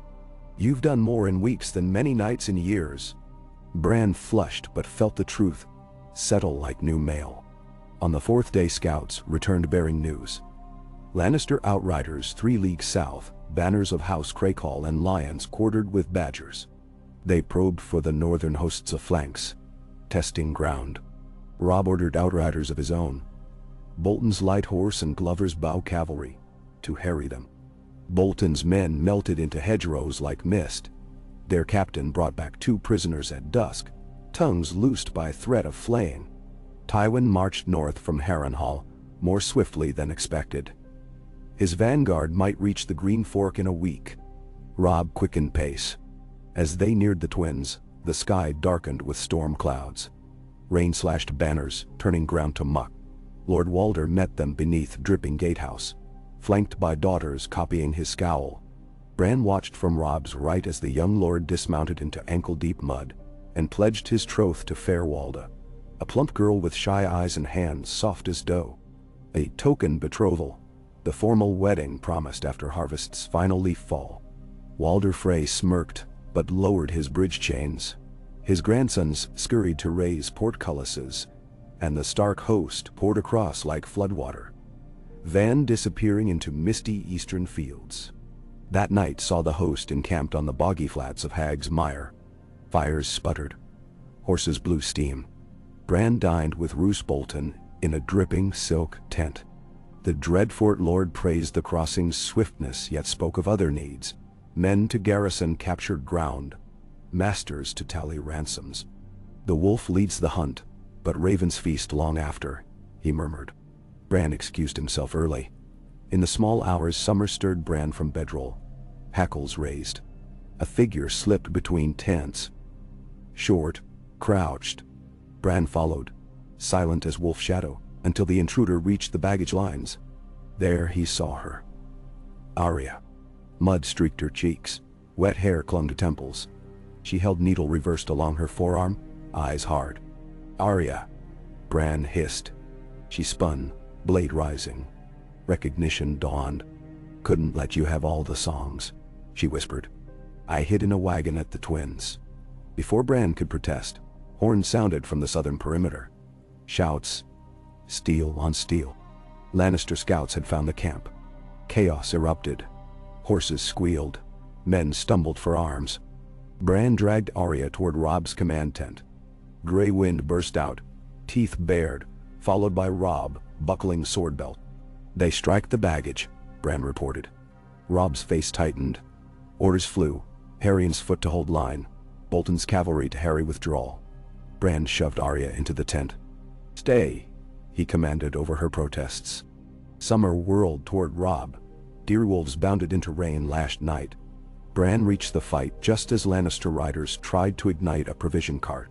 He slammed a spear butt into one, ducked another's mace, then vaulted the wagon, landing amid mud and rolling flour sacks. Thunder rumbled overhead. He glimpsed Bolton's men sweeping in silent formation, cutting retreat. Within minutes, the skirmish ended. 36 lions slain or captured. Northern losses 7. But the alarm sealed Arya's fate. Robb discovered her in the tent, drenched and defiant. 7 hells, Arya, Robb groaned afterward, rubbing temples. She shrugged. I can sew wounds as well as dresses, she said, washing blood from arms that bore scratch marks from briar thickets. Bran half expected Robb to send her north under guard, yet he needed every healer. Arya stayed, assigned to the leech tents, much to her disgust. 2 days later, the host reached River Run's bloody shadow. Lannister Ziga, works ringed the castle. Palisades, trebuchets, tents like a field of dull gold. Smoke drifted from burned villages along the Tumblestow's far bank. Catelyn's uncle Brynden surveyed the fortifications atop a low ridge beside Robb and Bran. They've split their force, half here, half downriver. The Blackfish's weathered finger traced trenches below. Strike swift and we break their back. Robb nodded. 8 dawn. Bran's pulse hammered as he rode back to camp. That night, the northern host readied for battle. Edges honed, prayers whispered. In the infirmary tent, Arya threaded curved needles. Hands steady. Bolton's leech master sorted jars of dried plant dust. Summer prowled the picket line, nose twitching. Before first light, Bran sought a quiet hillock east of River Road, Summer padding behind. Mist clung to grass. The horizon glimmered faint peach. Bran knelt, fingers digging into loam. He closed eyes, breathing slow. Through Summer's senses he smelled wet earth, horse sweat, distant wood smoke. His consciousness slid, threading into the wolf's sinew. He felt power coiled, muscle ready to spring, heart thundering with ancient rhythm. He let it carry him until sight sharpened. Men's shapes became flickering auras, fierce hour scent clinging to their skins. He loped along ridges, unseen, mapping enemy camp. Barrows of hay, rows of tethered steeds, a cluster of mules laden with arrows. At the center, a red dirt ramp rose, crowned by a command pavilion where golden lions fluttered. Summer crept close, guards half dozing. Within, Bran glimpsed 2 men by torchfire. Sir Adam Marbrand in crimson cloak and a stout knight he recognized. Sir Flemont Brax. No sign of Tywin. Perhaps rumor had lied. He withdrew, heart racing with the chase. By the time Bran opened his own eyes, dawn light brightened the grass. He sprinted back to camp, wolf still echoing in limbs. In Robb's pavilion he described the command tent's position, the slack watch. Robb exchanged looks with Gretchen. We cut off the head, Robb said. Plans shifted quickly. Glover's bowmen to rake the ramparts. Umber's great axes to crash the gate. Bolton's silent foot to slip under walls. Battle broke like a summer squall. Bran rode with Sir Roderick on the left flank, shields overlapping as they advanced through arrow-sleeted fog. War cries mingled with the crashing tumblestone. He lost sense of time, only steel's ring and summer's savage joys in the distance. Once a Lannister man-at-arms charged, eyes wild. Bran parried high, riposted, felt blade bite mail. Another came. Bran ducked, drove sword into thigh. Mud sucked at boots. Blood misted. He heard Robb's horn, 3 rising notes, the van breaching siege lines. A tremor ran through the enemy, shouts of retreat, horns blaring, banners dipping. Northern cavalry surged. Bran's arm shook from effort, but he pressed on until horns doubled back. Recall, recall. When dust settled, Lannister tents smoldered. Marbrand fled. Brax lay dead. Helm split. The siege shattered. From Riverrun's gates Lord Edmure rode out, battered yet triumphant. Bran watched the reunion. Robb dismounting, Uncle clasping him. Tully banners unfurled. Cheers shook river air. After, in the healers' tents, Bran found Arya stitching Greatshun's forearm while cursing his thick hide. Bran smiled, exhaustion crashing. He staggered to a wash barrel, splashed bloodied face. Summer slid beneath his hand, whined softly. In that moment, relief came, Riverrun free, Father healing, Robb alive. Yet victory bore shadow. Lord Tywin's main host had veered northwest, skirting through towns under the hills of the Trident. News arrived by Raven that King's Landing had fallen into uproar. The Queen gone, small folk rioting as grain prices soared. Rumors of a boy king upon the throne, Joffrey crowned. And across the sea, dragon banners rumored in Qarth. War widened with every message. A council convened in Riverrun's great hall. Stark, Tully, Frey, Umber, Karstark, Bolton, Glover all argued. Some clamored to march south, seize Harrenhal. Others insisted on crushing Ironborn first. Maester Luwin stood beside Bran at the rear, murmuring tallies. Stores, wounded, supply carts. Bran's head spun. At last, Robb rose, voice level. We remain until wounded mend. Edmure fortifies. Then we ride north and west. Greyjoy must bend before we look south again. Grumbles, but acquiescence. Roose Bolton approached Bran as lords dispersed. Well done, young wolf. Yet remember the lesson, broken sieges heal. Cut deeper next time. Bran walked away without reply. Weeks passed in a blur of repairs and funerals. Bran helped oversee rationing, inspected paddocks, read reports. He sparred at dawn with Sir Roderick, learning the longsword subtler angles. He sat long evenings with Maester Vyman in Riverrun's library, studying river charts, reading the lives of 4 kings to glean how peace eroded to war. He visited the wounded, letting Summer nuzzle hands of unattended soldiers. Arya slipped him stolen honeycakes. Sansa wrote from Winterfell of calm there, though Bolton's second son lingered as guest and made the hall uneasy. One twilight, Bran stood atop Riverrun's sandstone tower and watched starlings sweep the sky. He traced constellations Ned had taught him. The ice dragon, the watcher, the sword that slays. In that silver hush, he felt a presence, a far-off heartbeat pulling at him. Closing eyes, he found himself not in summer this time, but soaring above forests on raven wings. He saw shaggy mammoths trudging through snowy valleys, a wall of ice glittering under starlight, giants singing in guttural tones. He felt chills so deep it cracked feathers to frost. A shadow walked atop snow, a figure in armor, pale as bone, eyes glimmering cold fire, and the raven cawed in dread. Bran jolted awake, breath ragged. Summer growled low, sensing echo. He sought Maester Luwin, recounted vision. The Maester listened, then poured watered wine. Dreams and portents sprout in wartime like mushrooms after rain. Your gift of skin changing grows, yes, but the image you saw may be fancy. Bran stared into the cup, unsure. At moon's waning, Robb marched north, leaving the Blackfish to safeguard Riverrun. Bran rode second rank. As they wound back through fertile valleys, they found more burnt villages. Ironborn incursions spread east of the rills. Manderly ships fought reaver galleys off Widow's Watch. Bran drafted orders on Robb's behalf, dispatching Serwyn levies to Tidewater forts, calling Mormont Shield Maidens home. Strategy consumed daylight. At night, Bran slept little, haunted by raven dreams. Near Old Stones, they encountered an exhausted Night's Watch messenger bound south. The Black Brother bore a tattered cloak. Ravens lost. He told of whites attacking beyond the wall, of Lord Commander Mormont preparing ranged expeditions. Robb dismissed the tales as wildling frost fever, but Bran recalled the raven vision. Something stirred in the far north. When they reached the outskirts of Winterfell 6 weeks later, banners flew high. The castle stood seemingly untouched, but tension crackled.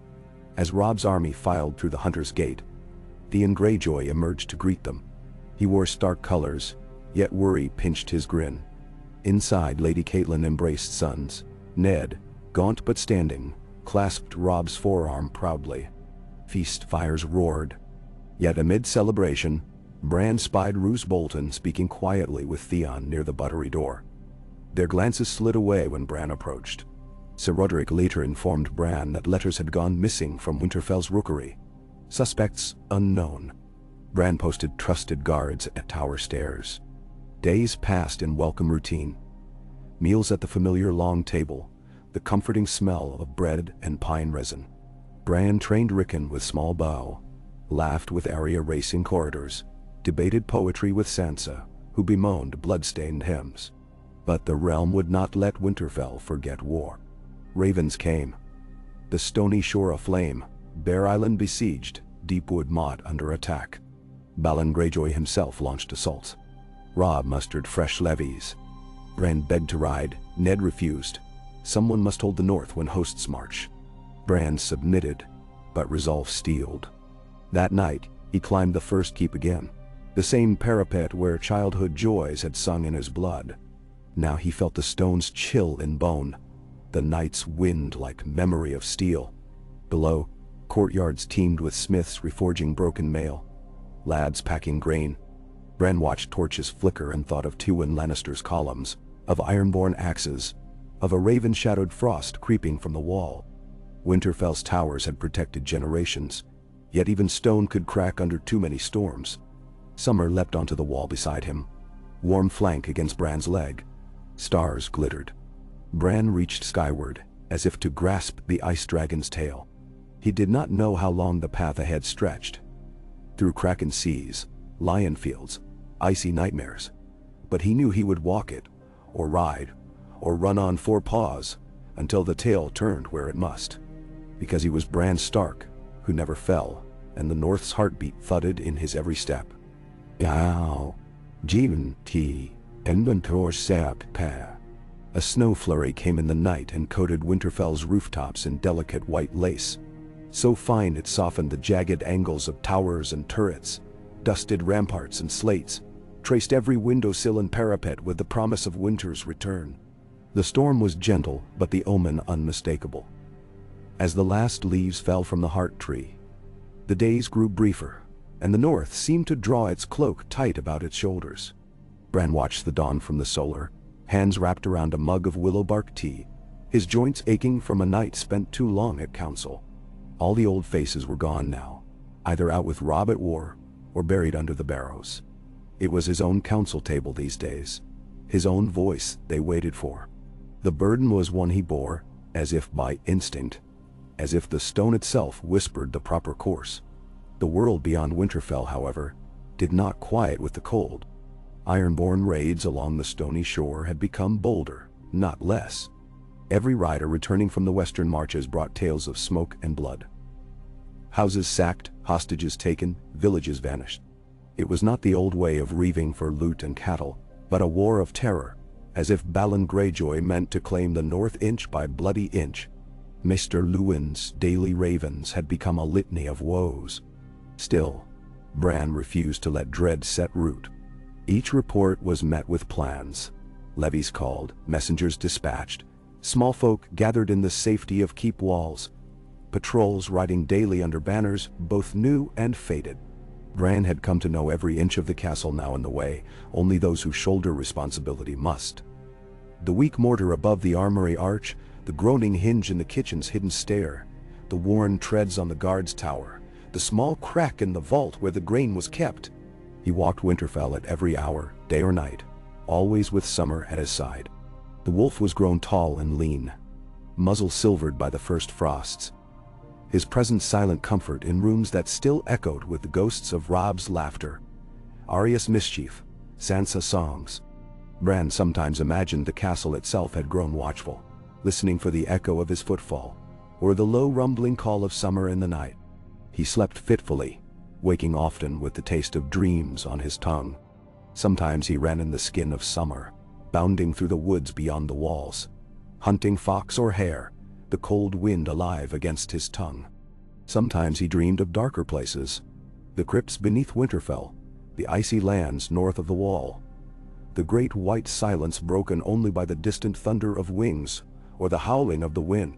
He did not tell Luwin of these dreams anymore. He kept them to himself, a secret thread that bound him to the past and the possible future both. He had not seen his brother in months.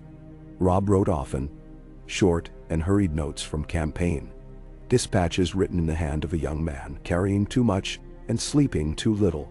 The Stark host had reclaimed Deepwood Motte from the Ironborn with Mormont and Glover at Robb's side, but the cost had been dear. Many men lost to steel and storm, and the Reavers had burned half the Motted's fields before being driven back to their longships. Robb's letters always ended the same. Remember your duty, Bran. The North must be ready when I return. Bran did not mind the charge. He only wished he knew when, or even if, Robb would return at all. One morning, as frost lingered on the branches and the air in the halls tasted of wood smoke and candle wax, Maester Luwin appeared at his elbow, carrying a sealed message in the hand Bran recognized immediately. "From Lord Robb," Luwin announced softly. "He writes from Torrhen Square." Bran slit the seal with the tip of his eating knife and read. The letter was brief. Robb's host would return to Winterfell before the first snows closed the passes. The Ironborn had withdrawn to the islands, beaten but unbowed, and word from the south was dire. Tywin Lannister marched east, the Riverlands were in flames, and the Stark cause, so hopeful after Riverrun, now balanced on a knife's edge. But Robb was coming home, if only for a season, to take counsel and refresh his strength before the next campaign. Bran's heart lifted, a sensation so sharp he could hardly breathe. He wasted no time. A lord's homecoming demanded preparation. Bran ordered the mews emptied, fresh birds brought in. The kitchens buzzed with talk of great feasts, roast aurochs, honeyed hams, leeks stewed in butter and ale. He had the yards swept, and stables aired, tapestries shaken out, and the old direwolf banners rehung over the gate. He met with the captains of the guard, confirmed watch rotations, checked every latch in portcullis, and oversaw the fletching of a new batch of arrows. He left nothing to chance, because he knew that in war, it was not always the enemy you feared that brought disaster, but the small forgotten things. The castle's heartbeat quickened with the promise of Robb's return.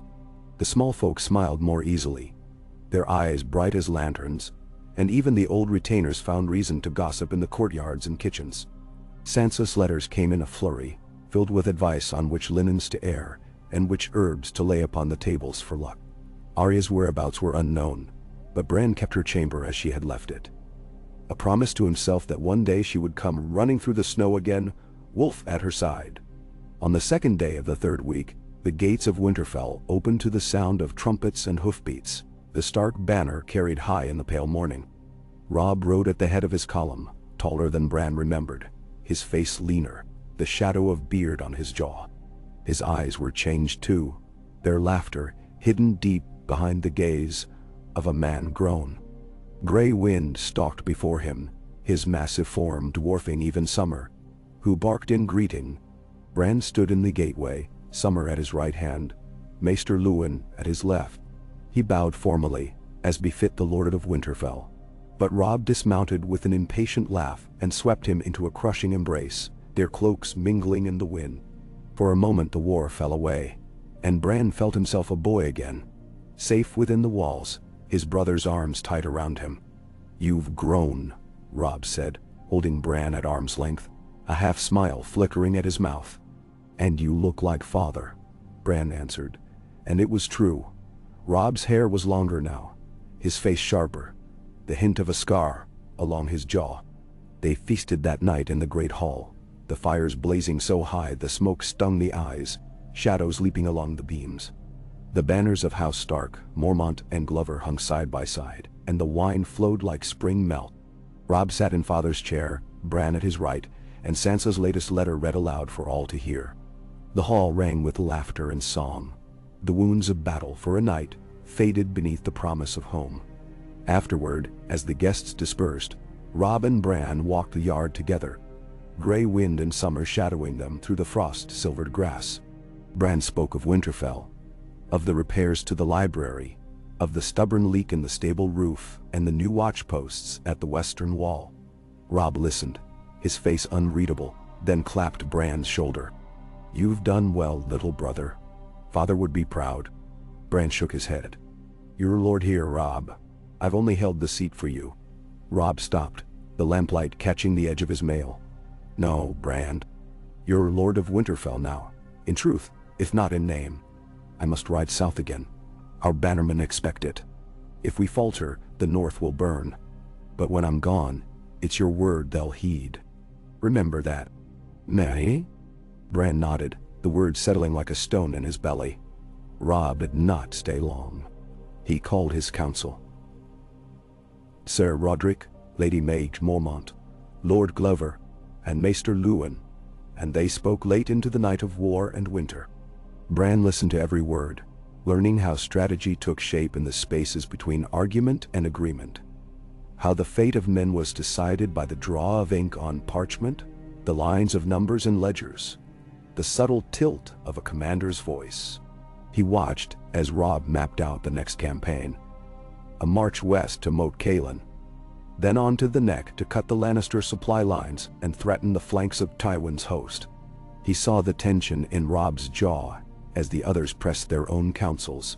Mormont for a direct assault, Glover for caution, Luwin for negotiation with the phrase. When Robb turned to him, Bran spoke plainly. "The men are tired. They need a victory, but not at the cost of home. If you strike, make it swift, then return." Robb nodded, but the weariness in his eyes told Bran that there was no road back once the war resumed. In the weeks that followed, Bran ruled as Robb had charged him. He heard petitions in the Great Hall, a dispute over the line of a pasture fence, a blacksmith demanding fair payment for horseshoes, a septon seeking grain for a starving hamlet to the east.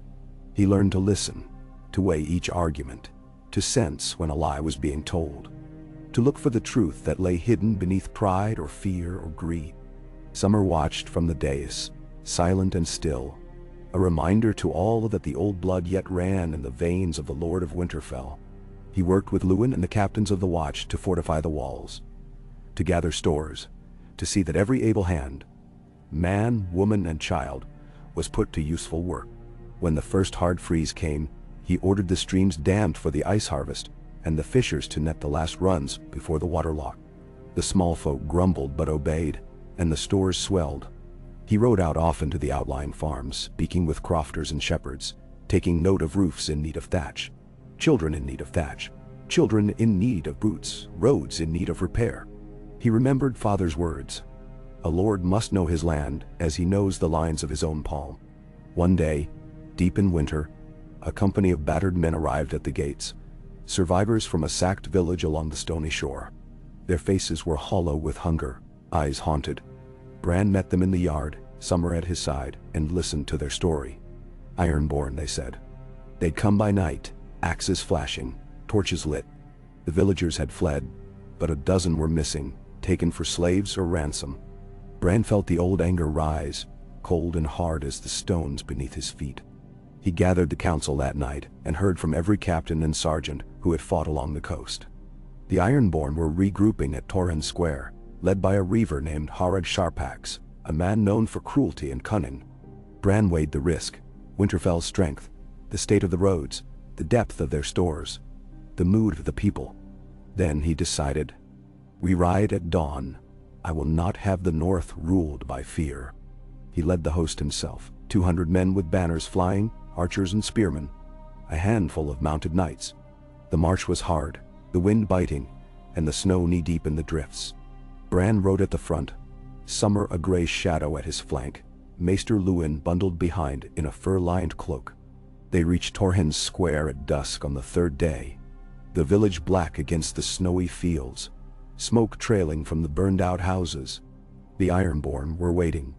They had fortified the old mill with barricades of timber and carts, crossbows hidden behind loopholes in the walls. Bran ordered a cautious advance, sending archers forward in staggered files, the spearmen fanning out to encircle the stronghold. Night fell swiftly, and the Ironborn shouted insults from the ramparts. Bran held his men back, refusing to be drawn into a trap. Before dawn he sent Summer through the ruins, the wolf's eyes sharp in the darkness. Bran slipped into Summer's skin, feeling the cold mud beneath his paws, the tension in the air, the salt stink of Ironborn sweat. He crept close to the mill, listened to the drunken boasting and the frightened breathing of boys pressed into service. He saw Harag Sharpax at the heart of it all, pacing restlessly with a curved axe in his hand, a grimace fixed upon his lips. At Bran's command, the men-at-arms set fire to the outbuildings at the edge of the village. Smoke and flame drove the Ironborn from their posts. As they ran, archers picked them off, arrows hissing through the snow like angry wasps. Harag and his lieutenants tried to rally, but the men of Winterfell pressed hard, surrounding the mill, closing every escape. By noon, the reavers surrendered. Bran stood in the ashes, his blade red, Summer snarling at his heel. He had them stripped of weapons and bound, then marched back to Winterfell in chains. He sat in judgment over them, as father had done in years past. Harag Sharpax was defiant to the last, refusing all mercy, cursing Bran and the old gods both. Bran pronounced sentence and watched as the reaver was taken to the yard for execution. He did not flinch as the sword fell. The North remembered. That winter, Bran's name was spoken in every village from Last Hearth to White Harbor. Small folk hailed him as the Wolf Lord, the Stark who kept the old ways and defended his people. His bannermen sent gifts of grain and cheese, deer and ale. The bards sang songs of his ride to Torhen's Square. Yet Bran felt none of the pride he had expected. He felt only the weight of every life lost, every hearth left cold, every child who would not see another spring. He told no one, but in the night he walked the battlements, listening to the wind, seeking answers in the silence. It was on such a night that Maester Luwin found him. The old man said nothing for a long while, only watched as Bran leaned over the parapet, face lit by moonlight. "Are you well, my lord?" Luwin asked at last. Bran shook his head. "I'm tired, Maester. Tired of war. Tired of death." Luwin nodded. "You are not alone in that. But you must remember, the North is not a land of peace, but of endurance. We are shaped by the cold, by the darkness. We survive because we remember." Bran turned to look at him, the light of the torches reflected in his eyes. "Will it ever end?" "One day, perhaps," Luwin said. "But not soon. And not easily. You must endure, Bran Stark, as the heart tree endures, rooted deep, branches reaching for the sky. That is how the North survives." Nassau. Spring came at last, slow and uncertain, the snow retreating first from the southern slopes, then from the meadows, leaving behind a world of mud and ice. Robb returned once more, this time with a smaller host, many faces missing. The war in the south had gone ill. The Lannisters had taken Harrenhal, Tywin's banners flying from its blackened towers, and the Riverlands were a wasteland. The Freys were restless, the Karstarks sullen. Robb had grown harder, his laughter rarer. They spoke little of the future, each carrying burdens too heavy for words. Sansa sent letters now only once a moon, their contents guarded, hinting at dangers in King's Landing, but giving no specifics. Arya's fate was unknown. Jon's letters from the Wall growing shorter, filled with talk of wildlings and strange happenings in the far north. Bran watched it all, holding Winterfell against the darkness, refusing to yield. He felt himself changing with the seasons, no longer a boy, but not yet a man. He felt the weight of history pressing close, the memories of all the Starks who had come before, their voices whispering in his dream. One day, as the snows melted from the godswood, he knelt before the heart tree and placed his hand upon its trunk. The bark was cold and rough, the red sap sticky upon his fingers. He closed his eyes and listened. For a moment he heard nothing. Only the distant caw of a crow, the rustle of branches in the wind. Then, deep in the earth, he felt it. A slow, steady heartbeat. Older than Winterfell. Older than the world. Bran rose, the wind catching his cloak, and turned toward the rising sun. He did not know what the future held, war or peace, joy or sorrow. He knew only that he would face it as a Stark, as the Lord of Winterfell, as the boy who never fell. And in that certainty, he found strength. So the North endured, the years passing like the turning of leaves. Some days were bright, filled with the laughter of children and the music of the harpers. Others were grim, marked by famine or fire, or the howling of wolves in the long dark. Through it all, Bran ruled wisely, with patience and with mercy, his name spoken with respect from the White Knife to the last river. And when at last Robb returned for good, his crown traded for a farmer's cap, his sword for a spade, Bran greeted him, not as lord to vassal, but as brother to brother. They stood together at the gates of Winterfell, watching as the snows fell again, soft and silent, covering the world in peace. The night was long, but the dawn always came. Rain fell in soft veils on the roofs of Winterfell, gathering in rivulets that trickled from slate to stone to sod, soaking the cobbled yard and turning the earth beside the palisade to black, clinging mud.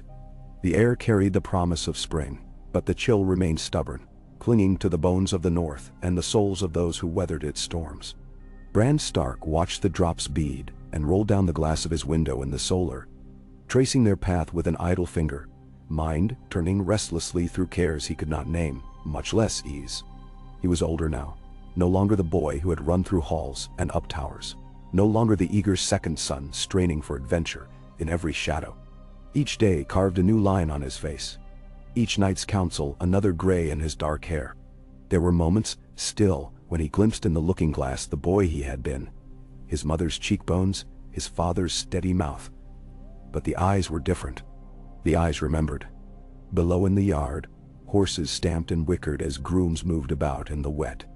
The banners of the great houses snapped in the wind.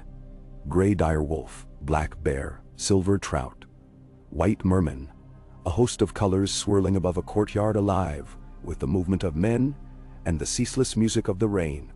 Men-at-arms drilled in the shadow of the keep, their mail gleaming darkly, their voices rising in gruff laughter or curses. Bran's people, all of them. He knew most by name, and those he did not, he made it his business to learn. In the kitchens, Sansa oversaw the making of bread and broth for the coming feast. Her voice, gentle yet firm, drifted through the open corridor, soothing the clatter and hiss, bringing order where there might otherwise be confusion. Sansa had come north at last, bringing her own bruised heart and wisdom hard-won from her years at court. She wore the north like a second skin now, wool instead of silk, a dagger at her hip, her hair woven with small white flowers that bloomed only by the springs. They had grown close these last years, sibling and co-rulers, and her counsel was a comfort Bran would have never predicted when he was a child. Maester Luwin was gone.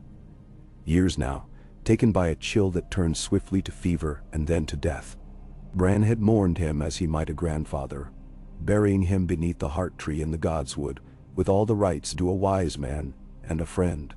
The new maester, a pale-eyed man from Old Town named Hurston, was skilled but colder, his advice practical and sharp, his loyalties proven by the weight of the chain and the letters he carried from the citadel.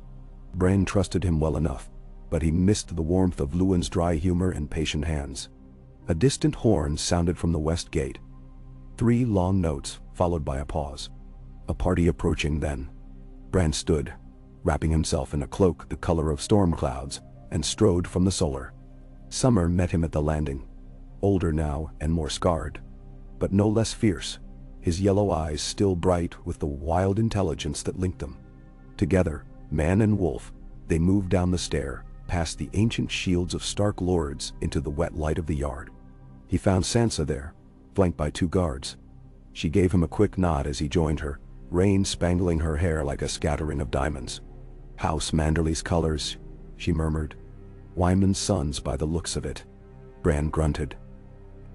Wyman Manderley, the old lord of White Harbor, had been gone these 2 winters, succeeded by his eldest Wylis, a man more dour but no less loyal.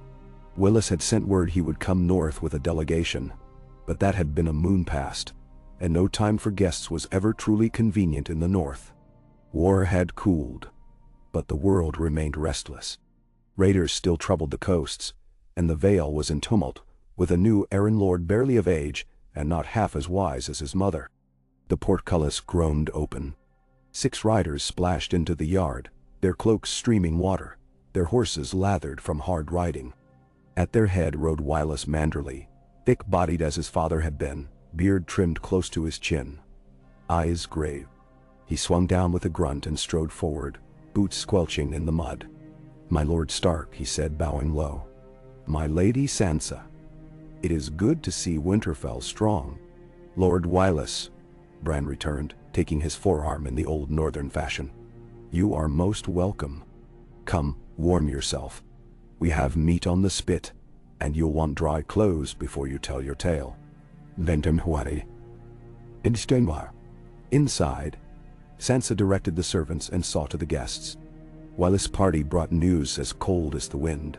Wildlings sighted near the Gift, skirmishes with Ironborn off the Flint Cliffs, ships from Old Town docking at White Harbor, with talk of plague to the south.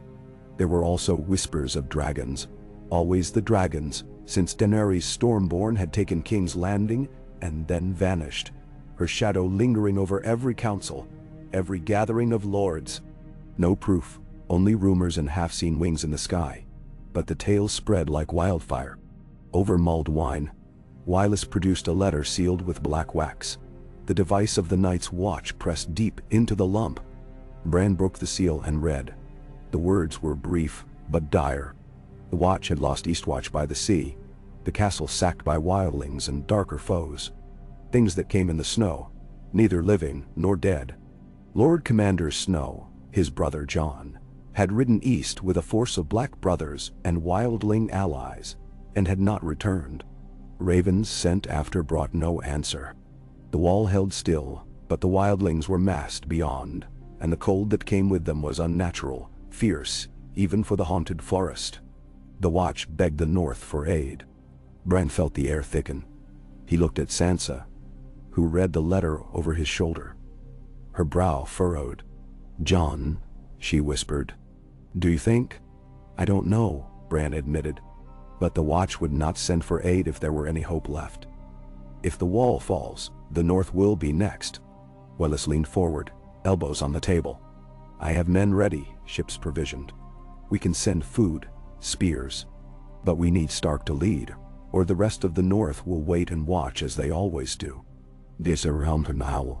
Sansa pressed her hand to Bran's. "We must help them." Bran looked at her, at Summer, at the banners on the walls. Duty warred with dread in his heart. He was lord, but he was also brother, and the thought of Jon alone in the snows beyond the wall brought a cold sharper than steel. He stood. "Call the captains. We ride at first light." The next hours were a blur.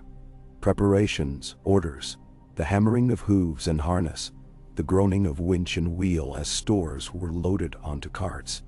Sansa worked as hard as any sergeant, counting stores and chivying the cooks. Bran met with each captain, reviewed the maps, dispatched ravens to Last Hearth and Carhold and Bear Island. The night passed without sleep. Summer dozed by the hearth, always waking when Bran stirred, eyes following his every step. Dawn came pale and cold, the rain eased to mist. The column assembled in the yard, 200 foot, 50 horse, more from the Manderley party, all in mail and leathers, axes sharpened, shields newly painted. Bran wore a breastplate embossed with the direwolf, his sword at his hip, a fur-lined cloak over his shoulders. Sansa stood with him as he mounted, laying her hand briefly on his knee. "Be careful, Bran, and bring Jon home if you can." "I will," he said, not knowing if it was a promise he could keep. They rode north through fields still patchy with snow, the land turning wilder as they left the farms behind and passed into the shadow of the Wolf's Wood. The air was thick with the scent of pine and damp earth. and the only sounds were the jingle of tack and the steady clop of hooves. The wildling's threat had always haunted the north, but in these woods Bran felt it anew, an ancient unease, a sense of being watched. Summer moved ahead and behind, ranging at will, his presence steadying. At last Hearth, the Umber seat, Bran took on more men, harsh-featured and loyal, led by the young Great John's nephew, an Umber with hands like hams and a laugh like thunder. He swore to Bran and Wyllis both, then rode at their side as the column pushed on. They found the first signs of trouble on the King's Road.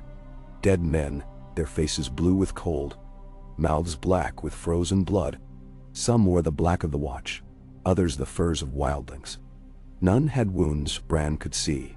It was as if the cold itself had slain them, a cold that crept inside and snuffed out the spark of life. The men murmured prayers, and Bran felt a fear deeper than he had ever known. At the wall, the Watch waited, their numbers thin, faces hollow with hunger and worry. The new Lord Commander, a hard man from the Shadow Tower, greeted them with a grave nod, leading Bran to the gate. "East Watch is lost," the commander said. "No word from Jon Snow or his men. The wildlings are massed beyond the shivering sea, more than we've ever seen. And there are others, dead men who walk, whose eyes are blue as the midwinter sky, who cannot be slain by blade or fire." Menos. Bran listened, the old stories coming to life in the chill air. "The wall still holds," he said. "We will help you hold it." He met with the commanders, drew up patrols, sent Umber and Manderly scouts into the woods beyond. For 3 days they worked, strengthening the gates, stockpiling food, readying the oil and pitch. Each night, Bran walked the battlements, Summer at his side, listening to the wind, the endless hush of the snow. He dreamed again, dreams of darkness creeping south, of cold that smothered fire, of a face in the woods with eyes that blazed blue in the moonlight.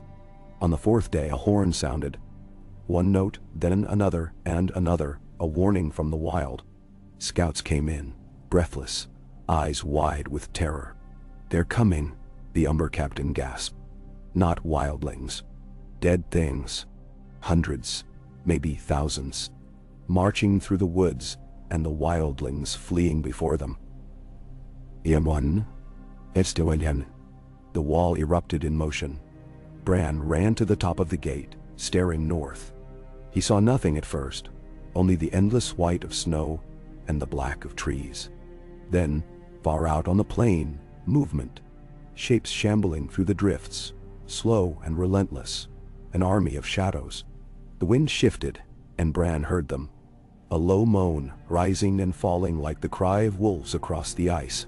He turned to the Lord Commander. "Ready the oil. Bar the gates. Let no one in after sunset." They worked through the day, every man and woman who could hold a spear put to work. Bran sent ravens to Winterfell, to Carhold and Bear Island, to every stronghold in the north. He wrote to Sansa, the words urgent, his hand shaking. "The dead march. Hold Winterfell. Trust no stranger. If I do not return, burn the castle before you yield." Night fell swift and black. The dead came with it. Bran stood on the battlements, sword in hand, Summer beside him, the men of the north, and the Watch arrayed along the wall. The first of the dead reached the outer ditch and fell, but others clambered over, heedless of arrow or fire. Some bore axes, some only claws, their eyes burning cold. They swarmed at the gate, clawing at the bars, howling in voices not their own. Bran fought until his arms ached, until the blood froze on his mail, until his sword was notched and slick. The men beside him fell and rose again, blue-eyed and relentless. He saw the Umber captain dragged from the wall, Wyllis Manderly slashing with a greatsword before he vanished beneath the horde. Summer fought at his side, savage and tireless, his jaws red, his fur matted. Bran felt the wolf's fear and fury, the pull of something ancient and wild within him. In that moment, as the dead surged up the ladder, he let himself slip into Summer's skin, seeing the world through golden eyes, leaping and slashing, the taste of blood in his mouth. He did not know how long the battle lasted. Hours or days it seemed. At last the horn sounded again, a call to retreat. Bran staggered from the gate, sword gone, hands numb, Summer limping at his side. They fell back to the inner yard, the dead pressing close behind. It was then he saw Jon. Jon Snow emerged from the blizzard, his cloak tattered, his hair crusted with ice, long claw blazing in his hand. Behind him came a ragged band of wildlings and black brothers, fighting like demons, cutting a path through the dead. "Bran," Jon called, his voice carrying above the din. "This way?" Bran ran to him, Summer at his side. Jon embraced him quickly, then turned, slashing at a wight that leapt from the shadows. "We must reach the tunnel. It's the only way. The wall cannot hold them much longer." They fought their way to the gate. The Watch/survivors rallied to Jon's voice, and together they forced the doors shut, barring the dead outside. Bran collapsed to his knees, gasping, Jon's hand on his shoulder. "We lost Eastwatch," Jon said, voice thick with grief. "The Night Kings come south, but we'll hold here or die trying." Bran nodded. Numb, he looked at Jon, saw the exhaustion and pain in his brother's eyes, the weight of command. He saw himself mirrored there, the lord, the brother, the last hope of a battered people. The dead battered at the gates through the night, but did not break through. Dawn came gray and thin. The yard was strewn with corpses, some dead, some not. Bran walked among them, Summer limping at his side. He found Wylis Manderly's body, laid a hand on his brow, whispered a prayer. So many names, so many faces. That morning, Jon called council in the great hall of Castle Black. What men remained crowded the benches, black brothers, northern lords, wildlings, with hard faces and sharper eyes. Jon stood at the head of the table, Longclaw in front of him, Bran at his right hand. "We cannot hold the wall forever," Jon said, voice rough with fatigue. "The dead will come again, and in greater numbers. We must warn the south, gather every man and woman who can fight. We must ride for Winterfell." Bran looked at his brother, and for the first time in years he felt a flicker of hope. He gripped Jon's arm. "We'll ride together, for the north, for Winterfell." Jon nodded. "For all of us." They set out that day, a battered host riding south, banners torn and bloodied, but heads unbowed. Bran rode at Jon's side, Summer pacing behind. They passed through the woods and fields, the villages now empty. The people fled to the safety of keeps and castles. At each stronghold, they gathered more. Men from Carhold and Last Hearth, women and children with axes, old men with hunting bows. The north rose as one, the old magic awakening in every heart. At last they reached Winterfell. Sansa met them at the gate, her hair wild, her eyes fierce. She embraced Bran and Jon both, then led them inside. They prepared for war. The months that followed were a blur of labor and fear. Bran and Jon commanded side by side, drilling men, repairing walls, setting traps in the woods, stockpiling food. Sansa ran the household, seeing that none went hungry, that wounds were tended, that children were kept safe. Arya returned, as if conjured by the scent of blood and danger, lean and silent as a shadow, needle at her hip. The Starks stood together, as they had not since childhood. The day the dead came south, the snows had melted from the fields, but the cold in the air was sharper than any winter before. The armies gathered on the field before Winterfell. Men from every corner of the north, from the mountains and the shore, the wildlings from the woods, the last brothers of the Watch. Bran stood with Jon at the center, the Stark banner behind them, Summer and Ghost at their feet. The dead came in a wave, an endless sea of shadows and blue eyes. The battle raged for hours, screams and fire, the clash of steel on bone, the howl of direwolves in the storm. Bran felt the old power rise within him, the weirwoods calling, the heart of the north beating in his chest.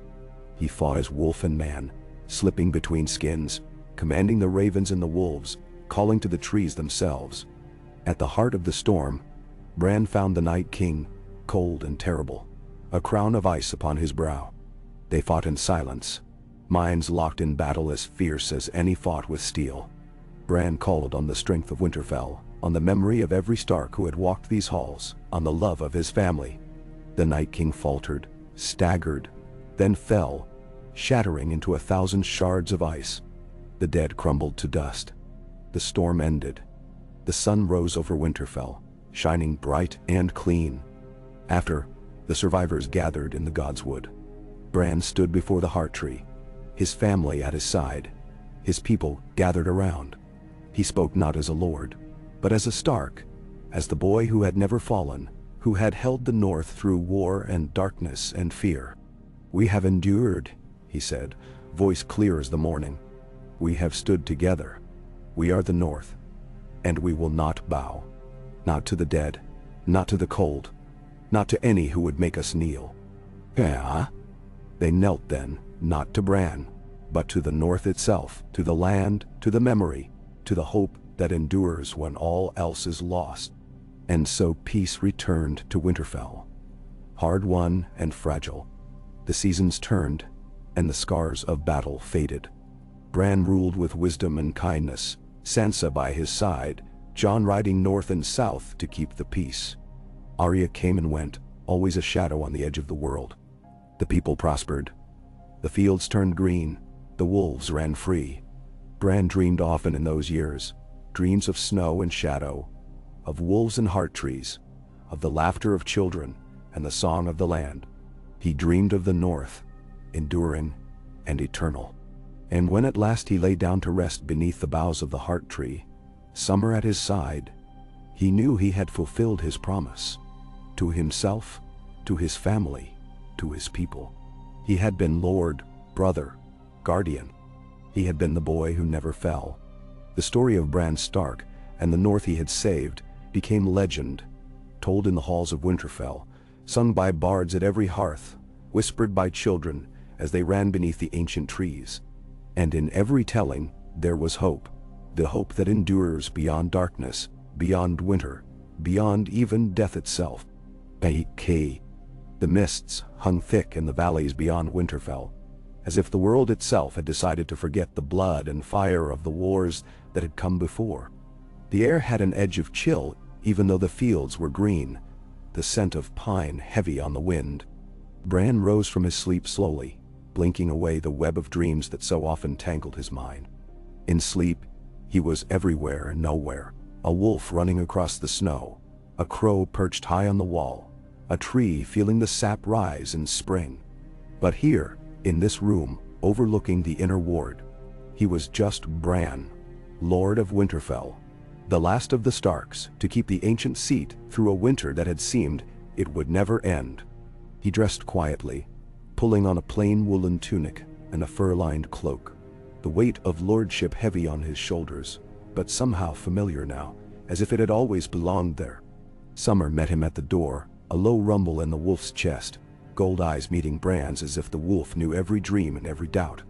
They passed through the silent corridors, the guards bowing their heads, the servants stepping aside, the faint scent of fresh bread wafting from the kitchens below. The great hall was quiet in the early dawn. Only a handful of men at the trestle tables, a pair of old women lighting tapers at the altar for the seven. Sansa was already there, a ledger open before her, her hair braided in the northern style, with little winter roses woven through. She looked up as Bran entered, her blue eyes warm. "You didn't sleep again," she said gently. He shrugged, reaching for an apple from the bowl between them. "I slept enough. It's only the dreams. I see things." Sansa's smile was wistful. "You always did." She set her quill aside, closing the ledger. "We have guests from the Rills arriving today. Lord Dustin's daughter and her husband. You remember they lost their son in the last storm?" "I remember."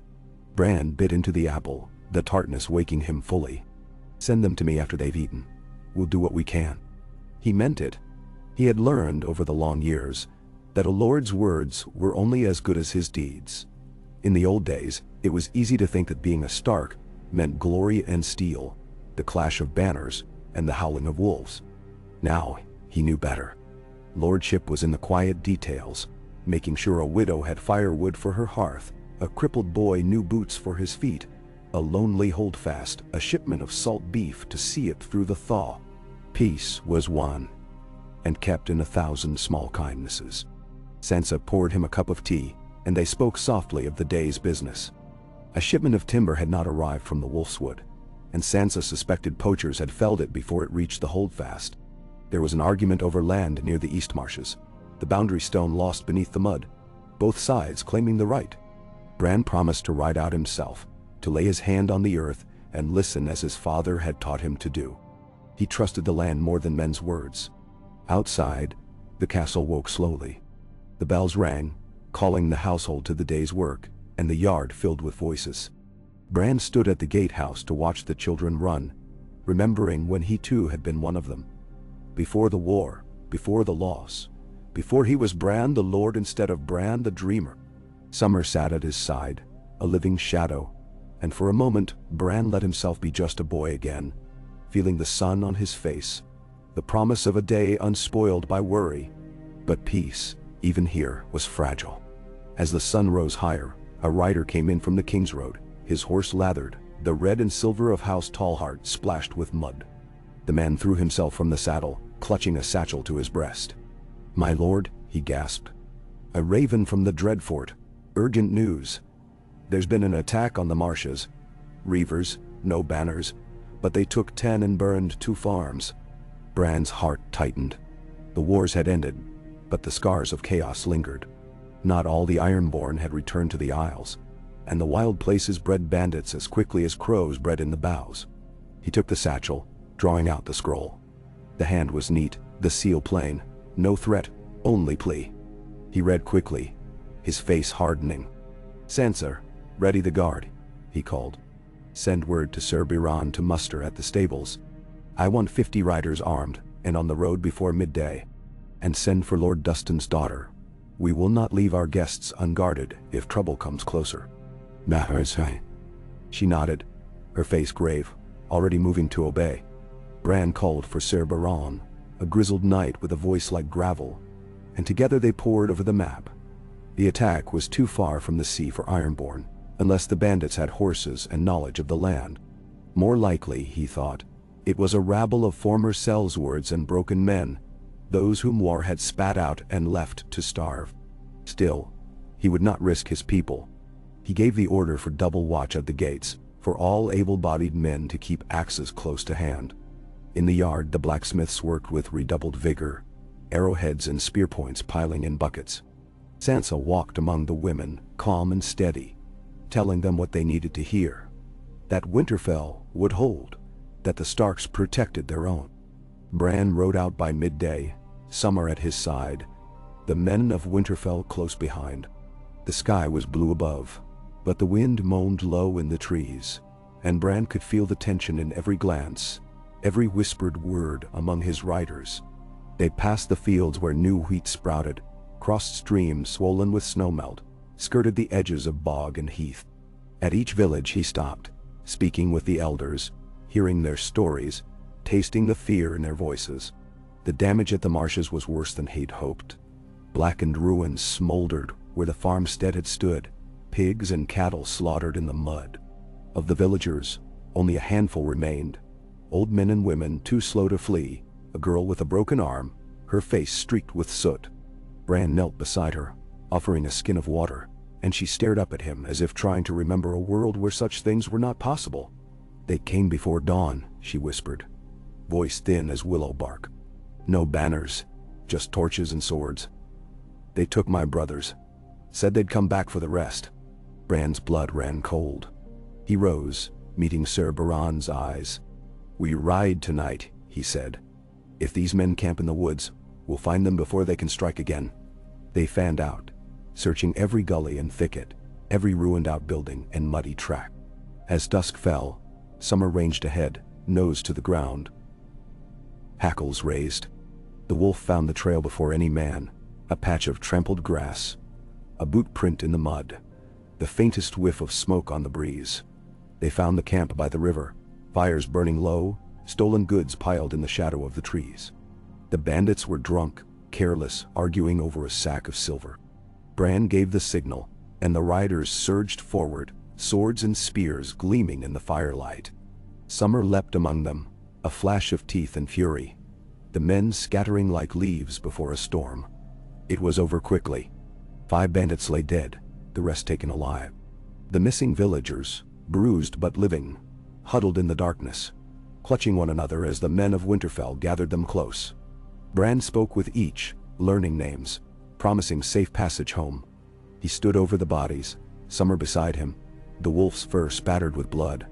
"I will not have this in the north," Bran said, voice low. "Not while I live." They returned to Winterfell at dawn, the rescued villagers given food and warmth, the prisoners thrown in the coldest cell. Bran sat in judgment that night, the bandits lined up before him, Sansa and Sir Bran at his side. He listened to each man's plea, weighing guilt and desperation, hope and hunger. For the worst, those who had killed, there could be only one sentence. Bran spoke the words himself, as his father had done, and saw the task through to its end. It was not glory. It was duty. He felt the cost of it settle in his bones, a cold that would never quite leave him. The rest were spared, sent to work rebuilding what they had destroyed, under the watchful eye of the men they had wronged. Sansa wrote to the other lords, warning of the danger, calling for patrols along the marshes and the woods. The message was clear. The North watched its own. As spring deepened, life returned to Winterfell. The fields grew thick with new grass, the orchards alive with birdsong. Sansa's laughter rang through the halls as she planned the midsummer feast.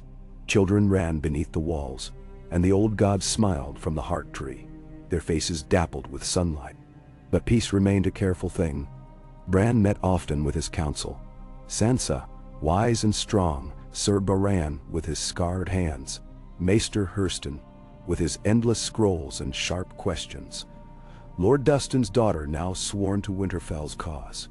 They planned for harvest, for trade with White Harbor, for new bridges and rebuilt roads. Bran heard every petition, weighed every quarrel, listened to the land as much as to his people. He dreamed, too, of Jon and Arya. Far away in other lands, Jon still seeking his place in a world that had no use for kings in black. Arya wandering the wild places, free as the wind. Sometimes their letters came, thin and faded by the time they reached Winterfell, full of strange tales and half-promises to return. One night, as rain tapped at the windows and summer snored before the hearth, Bran sat alone in the solar, reading over the day's reports. A hush had fallen over the castle. Only the wind moved in the towers. He closed his eyes, letting the sounds drift away, slipping into that other place, the one that was neither here nor there, the place of roots and memory. He felt the old gods waiting, the heartbeat of the tree beneath the ground, the endless watchfulness of Winterfell. In the darkness, he saw faces, his father, mother, Robb, all the Starks who had come before. They watched him, silent but approving. "I have kept faith," Bran whispered. "I have kept the North." He felt a warmth then, a gentle pride, and knew he was not alone. When he opened his eyes, the fire was burning low, the room still and peaceful. In the months that followed, life continued its slow turn. Bran led his people through a difficult harvest, a late frost that threatened the wheat, a sickness among the cattle. He oversaw the repair of the outer wall, the building of a new school for the children of the small folk, the founding of a yearly fair where the lords and the lowborn met as equals. He watched Sansa marry a loyal northern lord and take her place as Lady of Winterfell in truth, her wisdom and kindness binding the North together as no sword ever could. He grew older, his hair shot with silver, his face lined, but his gaze never dimmed. The dreams continued, guiding him, warning him of trouble, showing him the world beyond his walls, the struggles of the South, the slow healing of the Riverlands, the rise of new kings, and the fall of old ones. He sent aid when he could, counsel when it was wanted, but never forgot his first duty, to the people of the North, to the land, to the memory of his house. Winter came again, as it always did, fierce and unrelenting. Snow drifted deep against the gates, the winds howled down from the mountains, the lakes froze thick and silent. Bran stood on the battlements, summer at his side, watching as the white world stretched out before him. The fires burned in every hearth, the storehouses full, the people warm and safe. One evening, as the first stars appeared above the heart tree, Bran gathered his family in the Godswood. Sansa and her children, Ser Baran's grandchildren, the elders of every village, all came to stand beneath the ancient branches, the snow falling softly around them. Bran spoke of all they had endured, the wars and the famines, the nights when hope seemed lost, the days of triumph and laughter. He spoke of family, of the old gods, and the new, of the need to remember and to look forward. He spoke of peace, not as something given, but as something earned, day by day, choice by choice. When he finished, the people bowed their heads, and the north itself seemed to sigh with relief. That night, Bran run last time. Of running as summer through the silent woods, of flying as a raven over snow and sea, of standing as a tree with roots that reached to the heart of the world. He woke before dawn, a smile on his lips, a peace in his heart. As the years passed, the story of Bran Stark became legend. They told of the boy who had never fallen, who held the north through darkness and despair, who led with wisdom and kindness, who listened to wolves and to people, and to the land itself. They told of a time when Winterfell stood strong against every threat, when the north was whole and unbroken, and when at last Bran lay down beneath the heart tree, summer curled at his feet, the snows deep and silent all around. He knew that the world would go on, that the land would heal, that the people would remember, that the hope he had kindled would burn on through every winter. The north endured. Bran's name lived on, not only in banners and books, but in every field sown, every fire kindled, every tale told by a winter hearth. And so, through snow and silence, the Lord who never fell became as much a part of the land as the stones of Winterfell itself, his memory rooted in the heart of the north forever. Gay, can day. The wind wailed across the battlements of Winterfell, drawing icy fingers over ancient stone, a song as old as the north itself. Bran listened from the parapet above the great hall, his hand resting on the rough, lichen-furred merlon, his eyes traveling over the keep and its encircling wall to the whitewashed fields and black-green forests beyond. The snow had come early that year, blanketing every rooftop, weighing down the boughs of the Godswood and smothering the world in stillness. Far below, torchlight flickered at the gates, late arrivals seeking shelter before the cold turned bitter, the last carts in from the distant villages, their wheels creaking in ruts packed hard by frost. Winter had come again. The sound of boots behind him broke the spell. Bran turned, cloak swirling, to see Sansa approaching, a hood of snowy ermine framing her face. She leaned against the wall, arms folded, the cold making her cheeks flush. "You spend too much time up here," she said. "You'll catch your death." Bran smiled faintly. "I'm a Stark of Winterfell. The cold keeps us honest." Sansa rolled her eyes, but there was warmth behind it. She joined him, looking out over the landscape. "The last riders from Hornwood arrived an hour ago. Their lord sent a letter, full of thanks and complaints about the roads. They're lucky to arrive at all," Bran said. "The snows will close the passes soon. Best to have everyone inside. And what will you do if the ice breaks the walls or the grain runs short?" Sansa asked, voice soft. "You take so much upon yourself." "I remember," Bran said quietly, "every lesson Father taught us. How to stretch stores, how to calm a crowd, how to listen when your counsel argues. Winter isn't just the storm. It's the season when you prove if you're worthy of your home." Sansa watched him for a moment, searching for the boy he had once been. "The people trust you," she said at last. "I do too." A bell tolled somewhere in the yard, a call for the evening meal. Bran glanced once more at the horizon, then followed Sansa down winding stairs into the heart of Winterfell, where warmth and life gathered like breath in the cold. The great hall was alive with noise and light, filled with the gathered lords and folk of the north, banners fluttering from every rafter. Fires blazed in the hearths, casting shadows on old stone. Dogs dozed under the benches, and children ran laughing between tables before being swept up by nurses. At the high table, Bran took his place beside Sansa, their bannermen arranged to either side. Sir Bran, old and keen-eyed despite the years. Lord Dustin's daughter, her voice carrying above the din. Maester Hurston, quill behind one ear, ever watchful. As platters of roast venison and root vegetables were served, Bran listened to the talk, news of the outer villages, reports from the coast, stories of white wolves glimpsed in the Wolf's Wood, and the northern lights dancing on the snowfields. Each tale mattered, for each one was a thread in the great tapestry of the north. Bran spoke with every guest, made note of every request, and always made time for the youngest at the tables. These children were the North's future, and he would see they had a reason to hope. When the meal was done, Bran stood to address the hall. The chatter faded, all eyes turned to him. He looked out over the assembled faces, feeling the gravity of their hopes and fears. "We gather tonight as we have for generations, as family and neighbors, as the folk of Winterfell and the North," he began, voice carrying clear and strong. "The snows close us in. The cold tests us, but we have endured worse. Together we are stronger than the wind, deeper rooted than the frost. I thank each of you for your trust. You have mine in return."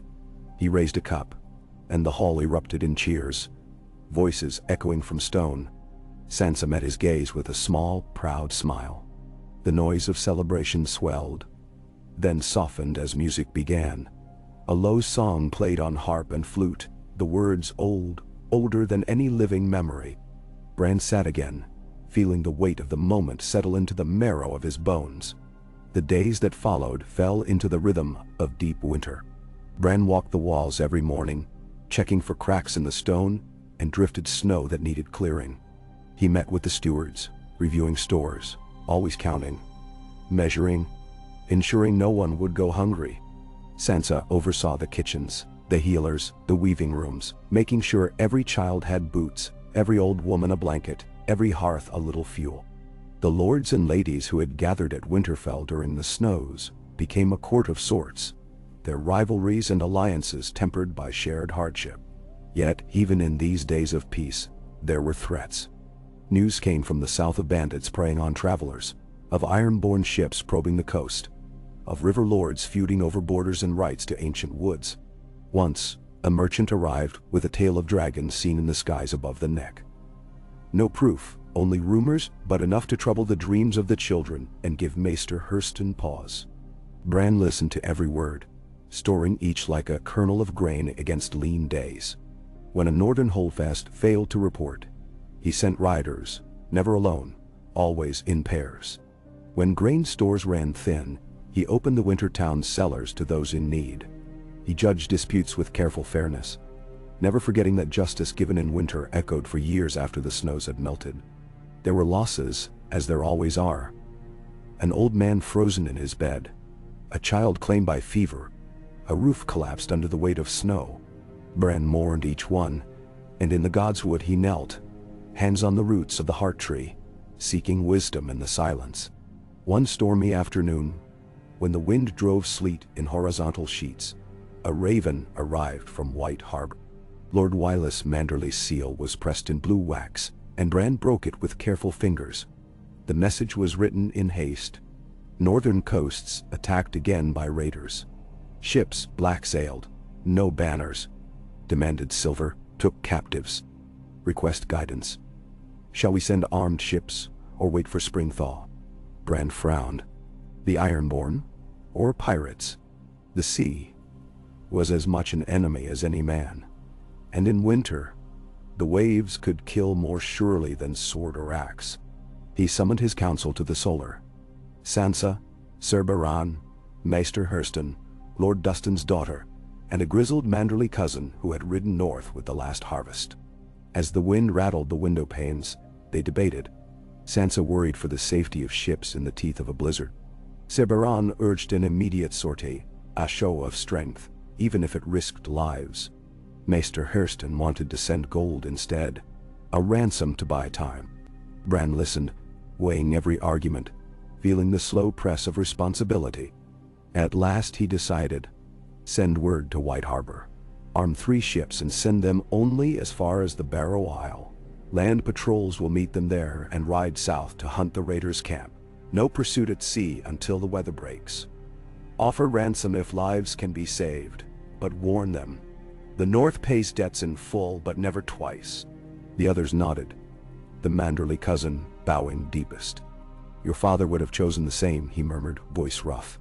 That night, Bran rode to every holdfast along the coast, warning them to watch for strange ships, to keep fires burning on every headland, to send word at the first sign of trouble. He sent food and warm clothes south with the riders, and an offer of safe haven for any who could reach Winterfell. In the cold weeks that followed, the raiders struck twice more. Quick attacks, villages burned, but in each case, the northern patrols arrived in time to drive them off. Several bandits were captured and brought back to Winterfell. Bran sat in judgment, questioning each one. None gave up the name of their leader, but one, young, wounded, and desperate, spoke of a woman with red hair and a voice that could freeze water, a shadow queen from the Eastern Isles.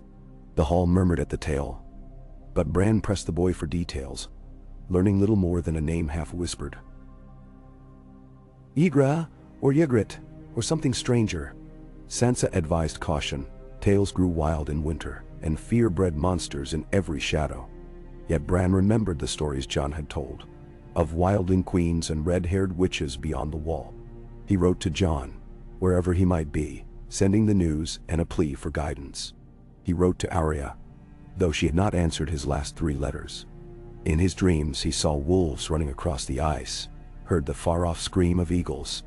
In the deep hours of the night, Summer would sit at his feet, head resting on Bran's knee, silent and watchful. As winter deepened, Bran turned to the work of survival. The castle's old glass gardens were kept warm by the hot springs, and there Sansa grew herbs and late greens, a little promise of color in the endless white. The children of Wintertown gathered in the hall each evening, learning their letters from the maester, listening to tales of old heroes. Bran walked among them, smiling as they recited the names of the kings in the north, feeling hope rekindle with every new voice. The snow kept falling, but the north endured. Bran's people did not starve. They did not freeze. When the snows finally ceased, it was with a morning so bright that the castle glittered like a palace of diamonds, the air so crisp that every sound carried for miles. Bran ordered the gates thrown wide, sent word to every village that the roads were open, and declared a feast to mark the end of winter.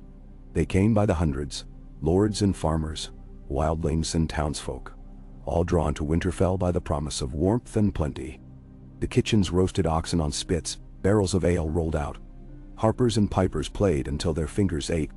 Bran led the feast, Sansa at his right, the banners of every house hanging from the beams. In the godswood, he thanked the old gods for their mercy, pouring a cup of wine on the roots of the heart tree. As the night wore on, Bran slipped away from the hall, wandering the castle with Summer at his side.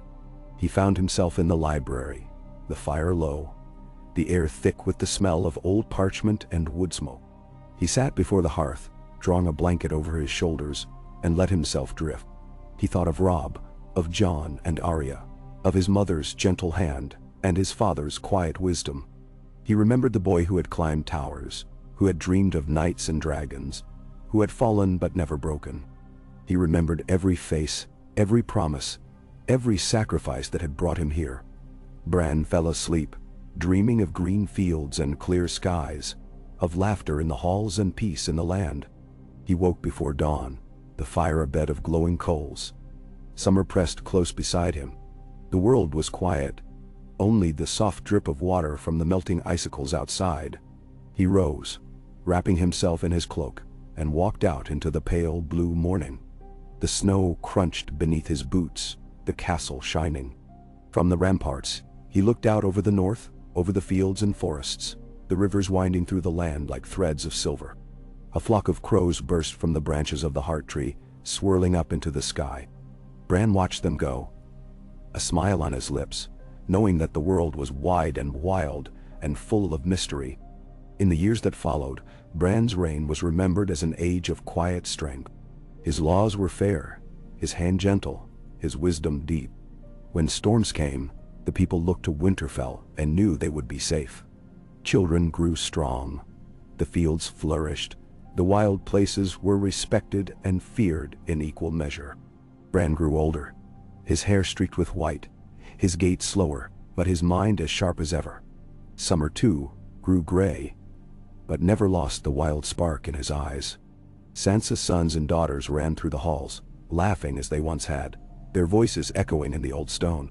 One day, as autumn's gold crept over the woods and the first fires were kindled against the evening chill, Bran called his family to the godswood.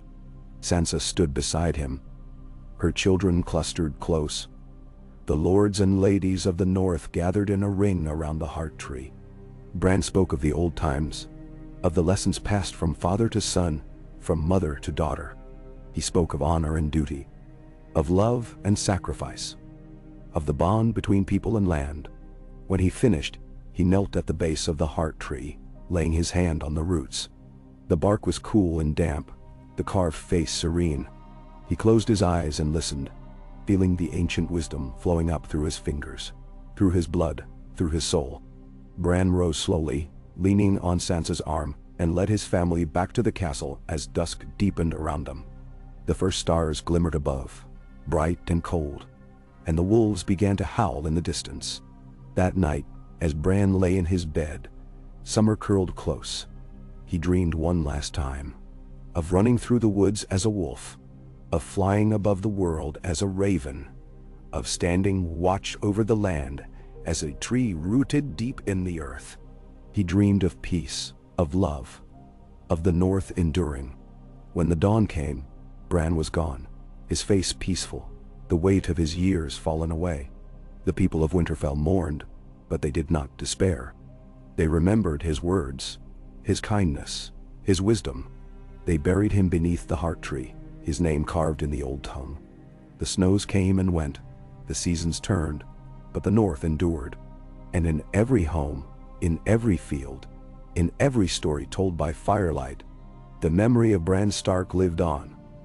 A lord who never fell, who kept faith through winter and summer, storm and sunshine, dream and waking. In the stillness of the godswood, the heart tree watched, and far away, on the wind that swept the empty moors and the deep wild forests, a wolf's howl echoed. A song of memory, a promise kept, a story without end. The bells of Winterfell tolled for 3 days and 3 nights, their deep voices rolling over the snows and forests, over river and moor, to the farthest corners of the north. Every wolf in the godswood howled at dusk, and the children in the villages were hushed, listening to their mothers whisper the name of Bran Stark, the lord who had never fallen, who had never fallen, who had kept the north in peace and hope. All roads led to Winterfell that week, as the banners of every house, Karstark Sunburst, Manderly Merman, Umber Roaring Giant, Glover's Gauntlet, Reed's Crowned Lizard Lion, came over the passes, down the rivers, across the wind-swept hills. They came on foot, on horse, in wagons. Lords and ladies, small folk, wildlings, and the children of Wintertown. It seemed as if all the land itself was drawn back to the old castle to mourn and to remember. Bran's body was laid out in the godswood, robed in gray and white, the direwolf banner at his feet, a crown of woven pine on his brow. His hands, lined and strong even in death, rested atop the ancient sword ice, and summer slept by his side, head on his master's knee. For 3 days they kept the vigil, as the old gods were honored. Silent beneath the weirwood's red eyes, the branches draped in snow, the roots tangled deep and far into the earth. The night before the burial, Sansa knelt alone in the godswood, her hand resting on her brother's brow, whispering a song she had learned as a girl, a lullaby of home and hearth, of summer days, of all that Bran had given to the land and to its people. The snow fell softly on the morning of the burial. All of Winterfell gathered, the lords and ladies in their furs, the small folk in simple cloaks, children holding torches, every face turned toward the heart tree. Sansa, her face pale but unbowed, led the prayers. She called each of her children forward, and then the lords of the great houses, each laying a branch or a handful of earth on Bran's bier, offering words of memory, of justice given, of mercy shown, of laughter shared by the fire. Summer remained beside him until the end, when the maester called, and the wolf howled once, long and wild, then vanished into the trees. They buried Bran beneath the heart tree, his body wrapped in the direwolf's pelt, the sword ice at his side, and the weirwood roots curling about him, as if to hold him close forever. That night a feast was held not for joy, but for remembrance. The great hall was filled with light and music, and the stories flowed like mead, stories of Bran as a boy, of the battle at the wall, of the long winter, of his justice, of how he had once raced the length of the battlements with Arya, how he had listened to every villager, how he had dreamed of wolves and crows and things beyond the world. No one told the stories better than Sansa, who stood by the hearth and spoke with quiet certainty, her eyes glistening. He never stopped loving this land. He never forgot a face or a name. He gave his strength to Winterfell and to all of us, and we are more because of him. That is Shoko. In the days after the burial, Winterfell was transformed. No longer the home of a single lord, it became a place for all the North. A council of houses, a haven in storm and winter, a school for the young, a sanctuary for the old. Sansa ruled as Lady of Winterfell, but she shared her voice with the great and the humble alike. The small council, founded in Bran's last years, was now permanent. Lords, wise women, maesters, warriors, and farmers all spoke with equal weight. Justice was given quickly and fairly. Grain distributed where it was needed. Every child welcomed into the castle's schools. The old families, once fierce rivals, came together in ways unseen for generations. The Umbers and the Karstarks worked the northern marches together, building new outposts and watchtowers against the cold and wild. The Manderleys, long the shield of the east, opened White Harbor to trade with Winterfell and the Riverlands, and ships sailed south under banners of peace. The Reeds sent their best marsh runners to teach the children how to hunt and fish and track in the bogs, and Glover's forges rang night and day, making plows and swords and iron bells to ring out over the fields. It was Sansa's custom to walk the halls each morning before dawn, Summer often at her side, now old and gray-muzzled, but still strong. She would pause at the window in the solar, looking out over the yard, remembering Bran in every shadow, every child's laugh, every howl in the godswood. She missed him keenly, his steadiness, his wisdom, his quiet courage, but in the busy order of each day, she found comfort in the land and in the lives he had touched. In the long winter that followed Bran's passing, the North endured as it always had, but with a new sense of unity and purpose. Famine was rare now. Each house kept stores for lean years, and it was said that no child went hungry while Sansa ruled. Disease was met with swift measures. Every village had a healer trained in Winterfell. Every traveler welcomed and watched for signs of fever. The wildlings, once feared, now served as guides and scouts in the high passes, and their children learned letters and sums, beside the sons and daughters of lords. Trade flourished, not only with the south, but with the free folk, the Ironborn, even the ships from distant Bravos and Pentos that ventured to White Harbor. Sansa herself was visited by emissaries from the Reach, the Vale, and beyond, seeking to learn the secret of a land at peace. But the old dangers never vanished entirely. There were still wolves in the forests, wild storms on the seas, old wrongs that flared into feuds or banditry in the farthest villages. Sansa, remembering Bran's example, dealt with each in turn. Never with cruelty, but always with firmness and patience. She made certain that the law was the same for lord and lowborn alike, and that every voice could be heard in the hall. The children of the next generation grew up in this peace. Sansa's own sons and daughters, their cousins and friends, the orphans of wildlings and of southern knights who had come north in search of a better life. They learned to ride, to hunt, to speak the old tongue, to honor both the Seven and the old gods. The best of them went south to study in Old Town or King's Landing, but always they returned to the north, drawn by memory and by love. Some joined the Night's Watch, now a place of honor rather than exile, keeping the peace along the wall, guiding the wildlings and watching the distant wilds for danger. It was on a summer's evening, when the first apples ripened in the castle orchard, that Sansa gathered her family and her council in the godswood. for a celebration of Bran's memory. The heart tree's leaves were full and red, the sun streaming through the branches. The children danced in circles, singing old songs. The elders sat in the shade, telling tales of winters past. Sansa stood before the weirwood, her hair touched by silver now, her eyes as bright as the dawn. "He is with us still," she told them, her voice carrying clear as a bell. "He watches through the eyes of the gods. He runs with the wolves. He lives in the memory of every one of us. The North endures, not because of kings or banners, but because of love and hope and the bonds we share. Bran taught us that." "And now," the people cheered, raising their cups, singing his name. Years passed, as years will. Sansa aged, but never lost her wit or her will.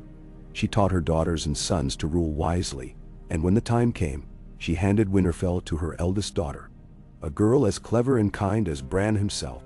The seasons cycled, winter and spring, summer and autumn. Old faces faded, new ones grew strong. Through it all, the story of Bran Stark was told and retold, growing into legend. He was the lord who never fell, the dreamer who saw beyond the walls, the keeper of peace in a broken world. Songs were written of him, statues raised in his honor, but the truest monument was in the hearts of the people, in the living strength of the North. The world changed in other ways too. In the South, kings rose and fell, but the North kept its peace. New crops were grown in fields once barren. The wildlings founded villages on the old frozen tundra, and their children learned to read and write. The wall itself was rebuilt, part stone, part weirwood, part ice. A barrier against the wind, but not against hope. Once, a traveler returned from far Essos, bringing tales of Arya, now a woman grown, living among the faceless in distant Bravos, but still sending gifts and messages to her home. Jon Snow, it was said, had died beyond the wall and come back to life. And in his old age he returned to Winterfell, hair white, ghost at his side, to lay his head at last beneath the heart tree. Sansa wept for him as she had for Bran, and for all the family that had passed before.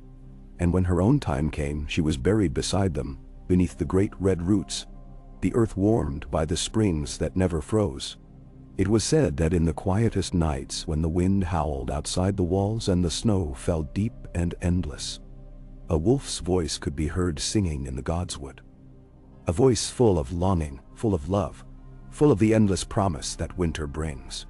The children pressed their hands to the heart tree and listened, and the old would tell them, "That is Bran, the Lord who never fell, watching over us all." In the end, the North endured, not because of swords or banners, but because of memory and kindness and hope. The story of Bran Stark lived on, not only in stone and song, but in every seed planted, every child born, every fire kindled against the dark. As the world turned, as the snows came and went, the people remembered. And in their remembering, Bran lived forever.